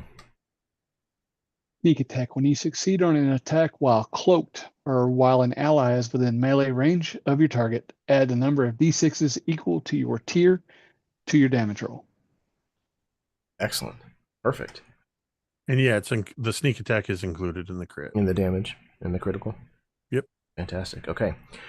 So you stab this Eggman, having just popped out of the shadows right behind him.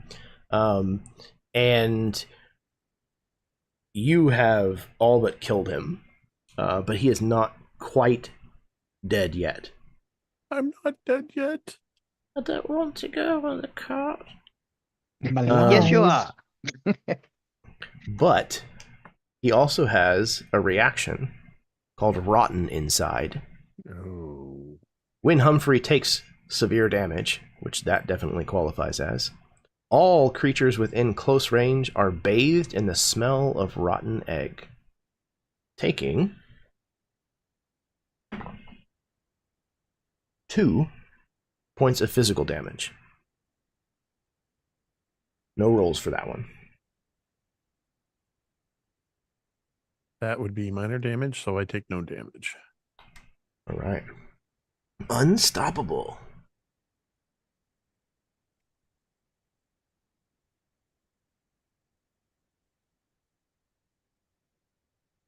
Jeremy, is it still our turn to go? Did you roll with Hope, Craig? Yes. It was Then yes. crit It was with a crit. It was a crit. Oh, that's right. Yep. Thank you. Then yes, the spotlight remains with you. All right. So then I am going to try to break free of my bonds. And then while I'm at it, because I can do it, okay. Ooh, that's actually very good. 12, 16 plus. I would like to go after Chad. That's 18 to break the strength. That'll or no, definitely. sorry, 20 to break the strength altogether. Well, in that case, you failed. No, I'm kidding. Great. So I think you see like this dog pile of silverware on top of this mechanical construct, and for all intents and purposes, you just watch that like Superman like smash open of all the cutlery just flying everywhere. And I think you see in both arms, he grabs a hold of like whatever pieces of cutlery he can. And I'm going to use my weapon against these as I basically kind of pull them against my knee, and then I'm going to crack the heads of these cutlery with my hallowed axe, which is not a physical weapon, it's a magical weapon. Oh, it does magic damage? Okay. It does magic damage. So wow. I'm going to use my axe across the heads of these cutlery and just try to like hack off like Marie Antoinette, just cut the heads off of these cutlery as we go. Somewhere in the distance, we hear an echo of "off with their heads." Okay. All right. So that's it. Strangely sounds like Helen Bonham Carter also. Okay, so that is a total of 13 to hit with the hallowed axe. Yeah. Let me double check, but I'm pretty sure that is a hit on them. Yes, it is. Okay. So we'll do that, and then that is a 1d8 plus 1 for damage. Ooh, okay. So that's a total of 6 damage on them. And then if I can do another thing, I don't know how many actions we can take per space. Again, it's kind of liberal with the interpretation, but it kind of depends on what you're doing. Unless you just rolled with fear. Oh, yeah. What did you roll? Hope or Did fear? I roll with fear? What was the higher of the two? Yeah, that's right. I did roll with fear. Oh, it was with fear. Okay. Because it would have been 8 with fear, yeah. In that case, you cannot. Okay. Then shame. Okay. That is fine. Okay. I will take the action to just absolutely. Oh, wait.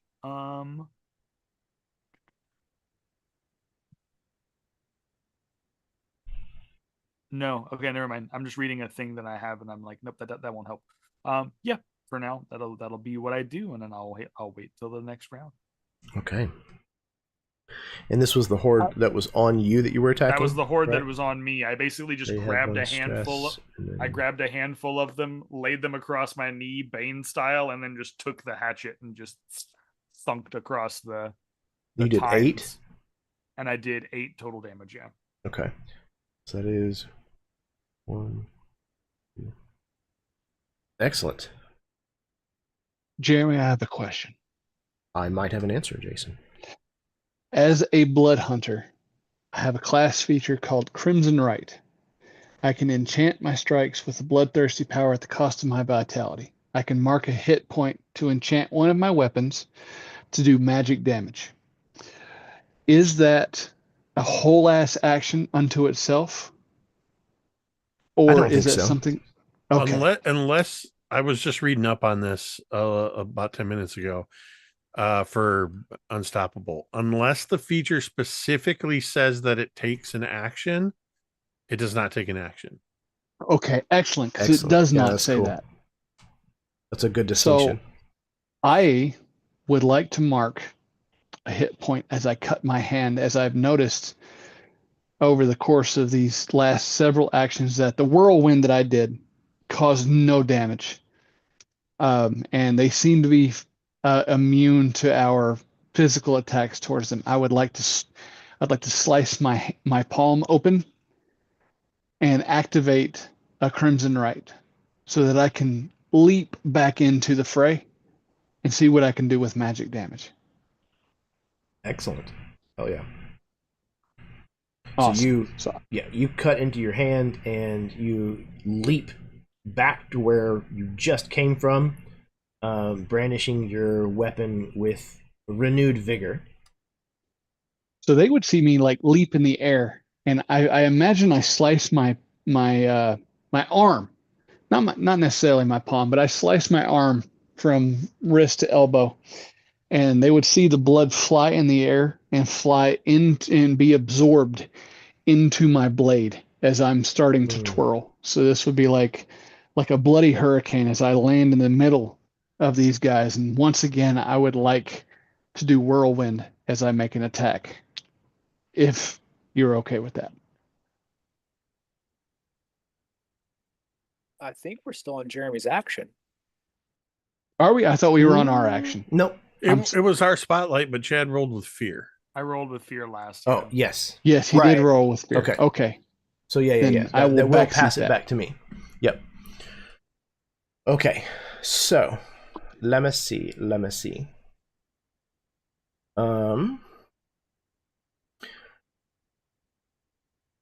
Okay, yes, I am going to use Humphrey's sulfuric breath action again. So he's going to roll, and we're going to have to determine who all this may affect. Okay.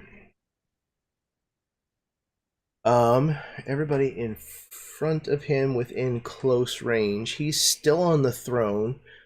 Click is definitely not in front of him. He established he was behind him. Bray I'm right has, there. Yeah, Mazrimir is right in front of him. Bray has not yet leapt back into battle, so he's still at distance. I think I'm Sprocket, the only one that's like yeah, right I up would on say- him. Yeah, to be clear, I'm at close distance, not very close. right. I think in this case it's more of a you're not in front of him. No, that's more of an so- abstract with these, right? Yes, absolutely. Yep. Okay. So yeah, Mazrimir and I think maybe Sprocket. Sprocket, what did you just do? I just broke out of the restrained. Okay. So yeah, File. probably not Yeah. then. Probably if that- me, because I haven't been able to take an action, and I was hit by the first one. Like I haven't even got a Okay. chance to move yet. Okay. All right. So Mazrimir Mazamir's and letting you know that. Are you going to Thaddeus. do anything, Thaddeus? That's where the commodity of action in this comes in. If you start taking multiple actions in a row, then you Mhm. run that risk of passing it back to the DM before Yeah. other people can act. I don't care, but that's just something to keep in mind. Yep. Okay. So he rolled abysmally though, so I don't think it's going to have much of an impact. Because a 3 is not going to do anything against either one of you. Okay. So anything else? Nope. All right. So the spotlight will now pass back over to you. So Jason, if you wanted to leap back in with Bray, now would be the time that happens. So if you want to make your attempt at Whirlwind. Yes. So Whirlwind depends on a successful action against the very first opponent. And what it does is everything within very close range of that would be affected with that attack as well. Okay. Excellent. So yeah, Just square again, you'd be able to definitely get at least 2. So I'm trying to utilize hop to get back from close range to very close range to as many as I can, whether that's 2, whether that's 3, whether that's whatever. Yeah, you definitely could leap more or less like right back to where you were, and still be kind of like in the middle of a knot of two hordes. Okay.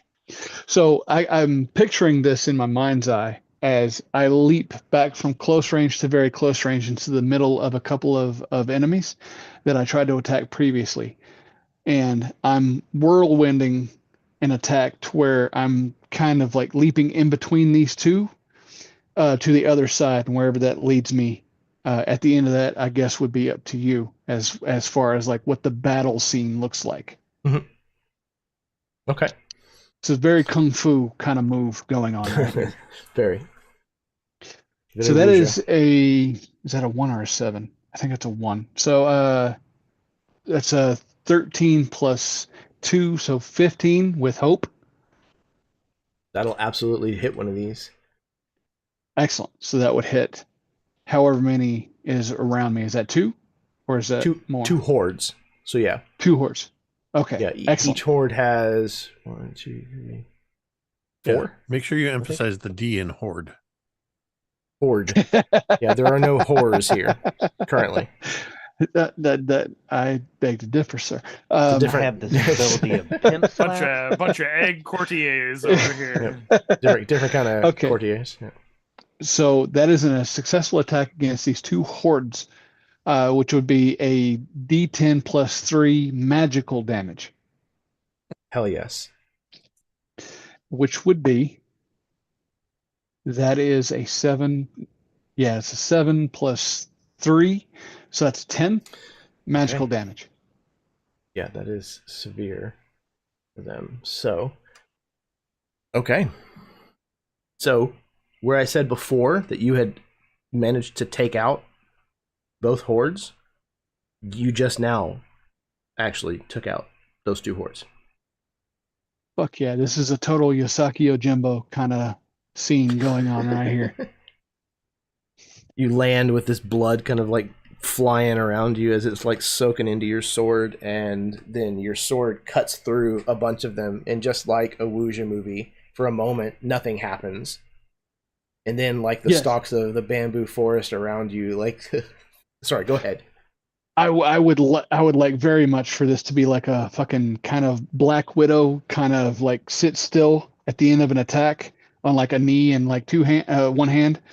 And I'm holding my sword up as the blood is kind of whirlwinding around the blade and soaks into it.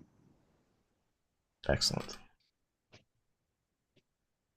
Okay, that was with hope, so it sounds like the ball is still in the party's court. Thaddeus, now is your time to shine. Don't rush me. Don't be hasty. Don't be hasty. I've been developing a plan. I'm just gonna arcane barrage Humpty Dumpty. That's my great plan. Phrases you only hear here. I think I saw that in a video once. The dark. Not the kind of video you can watch on this channel. Well, maybe. Well, could be. After tonight. About to ask, what kind of videos are you watching, Jake? I'm gonna go ahead. The same one you're watching with the golden corn cob. Right. Yeah. If I ever go to a grocery store, spotlights on Thaddeus. Ever marked that way.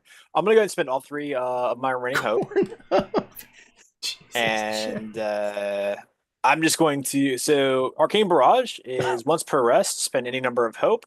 Shoot magical projectiles that strike a target of your choice within close range. Roll damage. Damn. Okay. There's no to be hit. So wow. So the magic missile of this. It is the magic system. missile of this. It's just your currency is hope, so it's kind of rough. Sure. So 5, 9, 15 points of damage.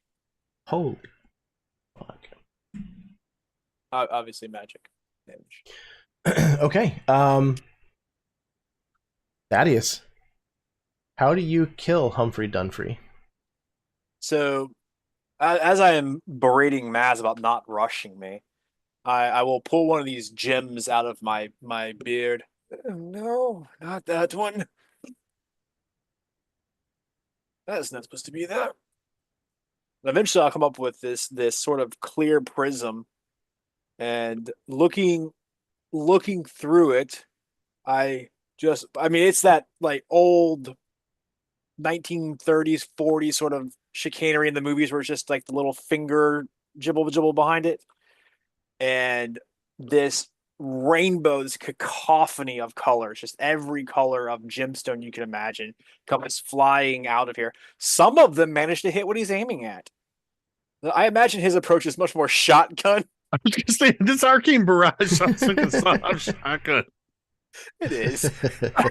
He's old. Rainbow Shotgun was the name of my Right. fourth album. That really actually was my nickname in college. Don't ask. So, but yes, these colors will find him and go in through the cracks, and I imagine it's that where you start seeing him glow of these different colors, and there's not this massive explosion that you might be anticipating. It's just it starts to flake off, and so whatever is underneath Humphrey Dumphrey is what we begin to see. So if that's a rotten core or some really creepy skeletal egg bones, I don't know. Yeah, so yeah, as the outer shell of him begins to dissipate into the air around him, kind of leaving the bottom portion of him, basically from his mouth down. And inside, those of you who are close enough, especially you, Mazramir, you're able to see a dead, malformed, like semi, like semi-formed chick, like laying in the lower half of him, and it reeks of sulfur in here now. I think as it explodes, you see Click like stab into it and go die, and it's like the chicken or whatever is that like on the end of his dagger. Are the cutlery still an issue? So when he expires, actually, no, he expired a long time ago. When he dies, they kind of like stand up at attention and stop attacking.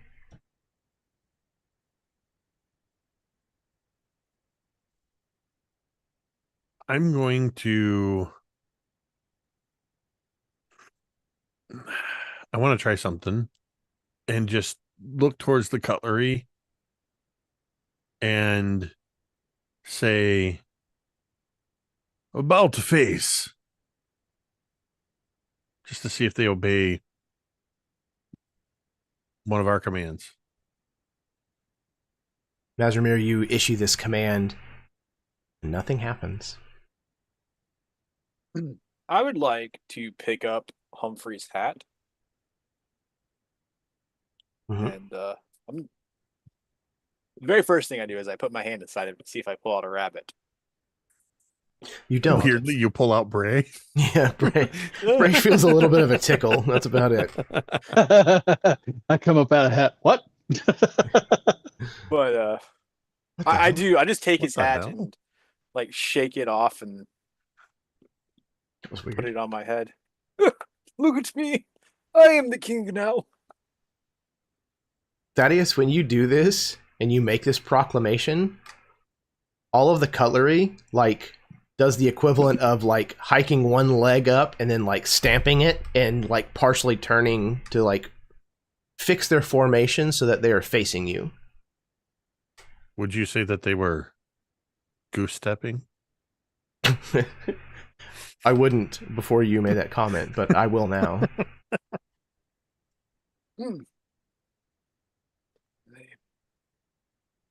I guess there must have been some magic in this old hat. Oh, wow. Holy shit. That's all I'm here for, guys. Sorry. Hey, look, I wish I could award you Bro. inspiration. It's all absolute gravy here. You can So absolutely much give him a gravy. hope. Yeah, take a hope, Steve. Oh, happy birthday. You bastard. Frosty the Snowman, happy birthday. Happy birthday. All right. Well, So, yeah, now that Humphrey Dunphy is dealt with, you are able to freely look for a way down from this feasting table. And that is where we're going to stop for part 1 of our tale. You son of a bitch. Well, gosh dang, that was fun. That was a lot of fun. I'm loving the setting, and I'm loving the pairing of Daggerheart with the setting.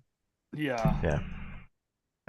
Yeah, whenever I started kind of learning how Daggerheart was built, I was like, I think it would be a really good fit for Dowrenland. And there's a beautiful simplicity in the system.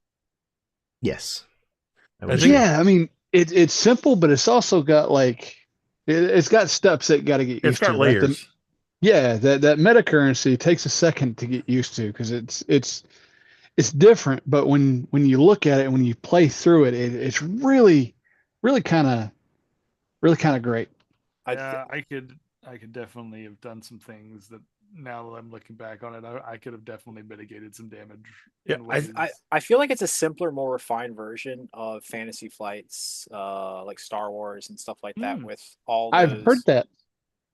I've heard that dice. before. I like Fantasy Flight's games. I think their Legend of the Five Rings was pretty great, but I didn't play any of the Star Wars. I would like to, but I never got a chance to. I like that you're not dealing with big numbers in terms of the amount of damage or stress or anything.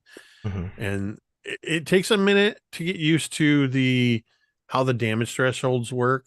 You're in any given situation, you're going to take 1, 2, or 3 hit points. Right. It just depends on what your character's threshold is. And some of the features, like at a glance, Unstoppable seems like, oh, this could be like almost overpowered. I never used any offensive actions with it, which is actually the best way to do it, because you can very quickly burn through Unstoppable with that die value, that number going up. So as a Guardian, it felt appropriate to have it. And I was kind of on standby waiting to see if somebody near me was going to take damage to interpose myself, because that's how I built him. I think it's also interesting to see when characters have, it's kind of like a Venn diagram, I guess, where I'm playing a Guardian and Chad's playing a Seraph, and they have a lot of crossover in what they do. Very similar. Hence why we both have I Am Your Shield. Jason and I are both playing martial characters, and so we both have Whirlwind. I didn't use it because I didn't have a situation where it made sense to use it, but we're using them in very different ways too. Because there's so much narrative aspect to how this game plays out. Yep. Yeah. And I want to, before I stop talking, I just want to say, Jeremy, I know this was your first time running it, and I think well done.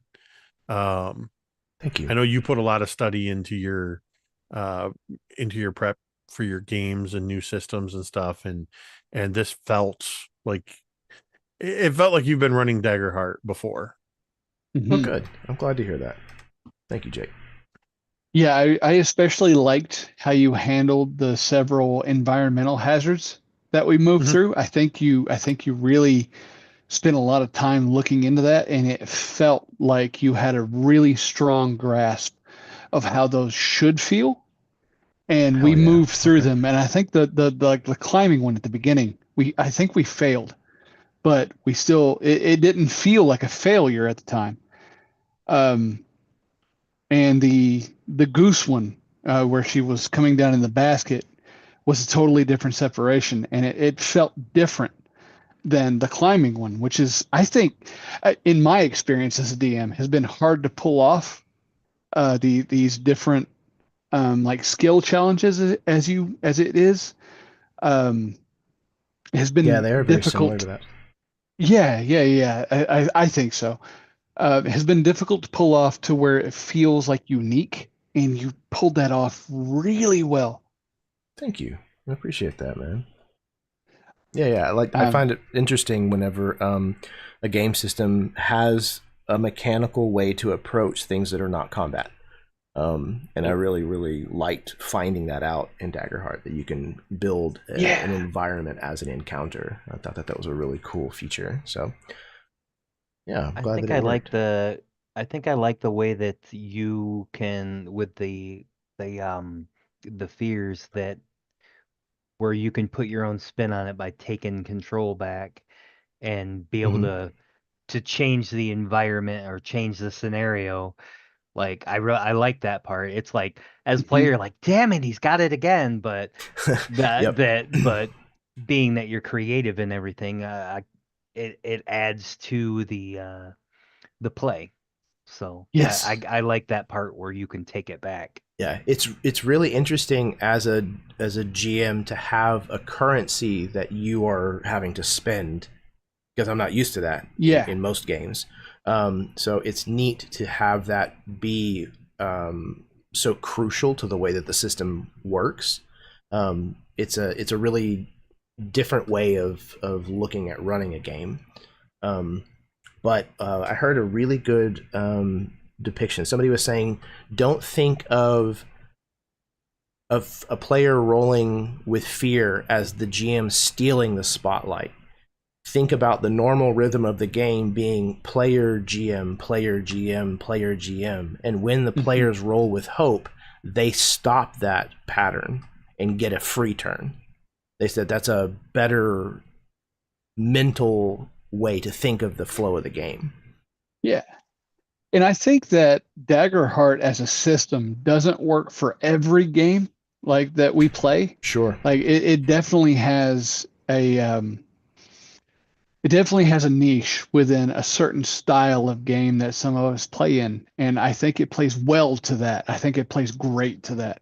But it doesn't play to every game that we play. But when it works, I think it works really, really elegantly. And I've enjoyed every single Daggerheart game that I've played. I've run a couple myself, and I've played a couple with you now. I missed the bin one, but the ones that I've played have been generally really, really great.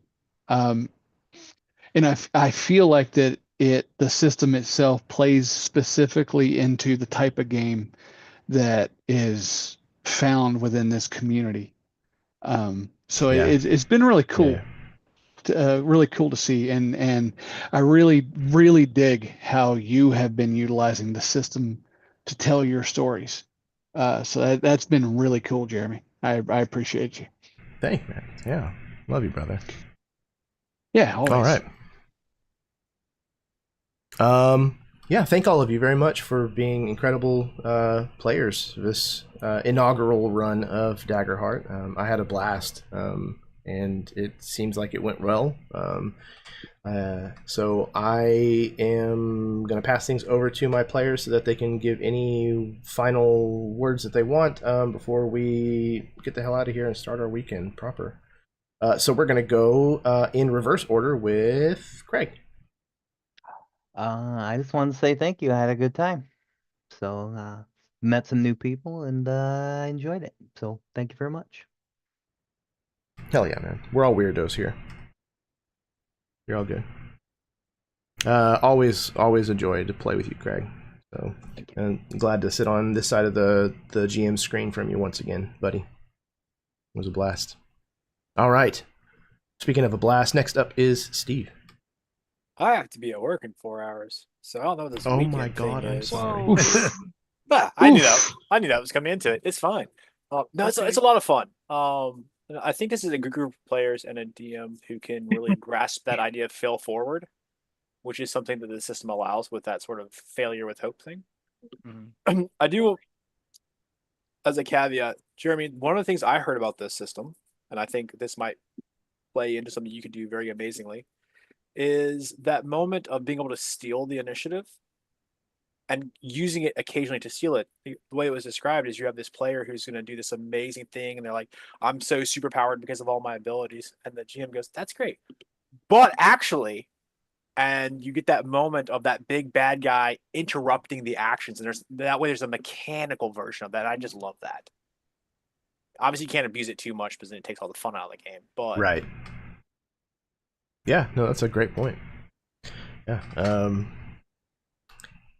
Yeah, it's like I said, there's a really interesting dialogue that it kind of forms, like cinematically. It lends itself well to storytelling, to cinematic storytelling, and the kind of pacing that you usually see in most types of fiction, as opposed to the okay, well you go, and then you go, and then you go, and then the bad guy goes, and then you go, and then you go, and then you go, and then the bad guy goes.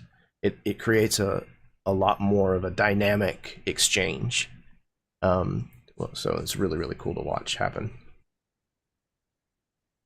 All right, speaking of dynamic changes, next up is Chadley. Hi, yeah. This has been so much fun, and thank you guys for thank you, Jeremy, for inviting me in at the buzzer to come in and do this. Man, I gotta tell you, I'm super thrilled by this, man. I love Daggerheart now. Like I'm so green at this, and I've got so much more to learn on this, but genuinely I loved how it flowed and how it felt like, even though it's not nearly as dense and it's not nearly as dense of a character sheet, I think, as like when you do Pathfinder or D&D or any of that. But with that comes so much more narrative and creative problem solving, which I think is what I love about this mechanically. Is like, I wanted to play like a paladin, or I wanted to play like a cleric version, and I found a way to do it through this. And it's such a cool vibe. It's such a cool thing. And I love the fact that like it really teeters on, hey, your spellcasting isn't tied to wisdom or intelligence. It's tied, my spellcasting is tied to my strength. Like, that's insane to me. That's super cool that it like really focuses on, well, what's your particular character good at? How can we make that focus primary? So Daggerheart is now going to be something that I look into potentially running, because this was super fun, and I loved how you managed to really blend what we love and cherish about your settings and the things you do with a new mechanic and new things to enjoy. Definitely more narrative focused, and I think because of that, the number crunch wasn't there, so you could focus on really enjoying your character and the character interactions, both fail and success. Well said, man. Thank you. Yeah. And again, thank you massively for being able to hop in at the last minute and Of course, dude. and create a character in 2 hours. if you literally you could text me 15 minutes before a game, and if I got a chance to know the system and know what I'm doing, I'm in like Flynn. We're good. Bless you, Steve. I appreciate it, man, very much. All right. Speaking of appreciating, next up is Jake. I already said a bunch. So I'm just going to say, hey, love the system. Absolutely love getting to play once again in one of your unique settings, Jeremy. But what I want to say is I love getting to play with such amazing role players. Especially getting to sit at a table once again with Steve and with Jason, who I play with so infrequently. And even though I play frequently with the rest of you, it's still a lot of fun to get to do this. Every once in a while, the probably one of my parents' voice slips in the back of my head and is like, "You're 53 years old. Why are you sitting around playing make believe all the time?" And then I think about how often my brother-in-law goes and plays basketball at the park with strangers and does Gus Macker, and I'm like, this is nerd poker. This is this is sitting around watching football. This is what I do instead. And I'm not yelling at a TV. I'm fighting a disgustingly creepy rotten egg with a bunch of really cool people. So yeah, I had a blast tonight. Thank you, Jeremy, and thank you everybody else at this table. Absolutely, man. Could not agree more. What a great way to be able to spend your extra time. I consider myself fortunate that I get to do this on such a regular basis with such incredible people and have such a great time doing it after having done it very regularly for like 30 years. I'm glad that I can still get something out of this hobby every time that I sit down and do it. There's very few things in my life that I can say that about. So one of them, however, last but not least, is Jason. Oh man, what can I say that hasn't already been said? Jeremy, I just gotta open this up with thank you.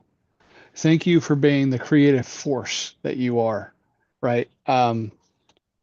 You have created so many worlds and told so many stories with just the storm that is in your mind, the storm of creativity. I always stand in awe of you as a storyteller.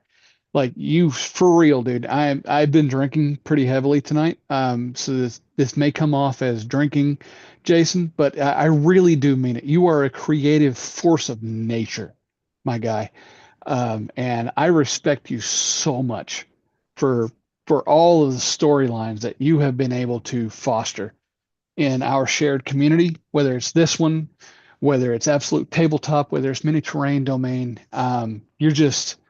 You're an amazing storyteller, and I cherish every single opportunity I get to play a game with you. And I always enjoy the table that you put together. I haven't played with Chad and Jake in a very long time, and I don't think I've ever played with Steve, and I don't think I've ever played with Craig either. But this was an absolute joy, and words don't describe how much I actually needed this tonight. It's been pretty hard for me personally. So this was just a fantastic Friday for me. I thank you for that. For the audience, thank you for joining us. I hope you enjoyed it as much as we enjoyed participating in it. And I love all of you. I love this community. It always warms my heart every single time that I get to participate in it. I'm not always the easiest guy to play a game with. I understand that, but man, I love all of you. And that's really all I have to say. Just love all of you. Yeah, man, right back at you. I don't know what you're talking about not being easy to play with. You're always easy to play with, Jason. I love having you at the table, brother. And thank you very much for your incredibly kind words.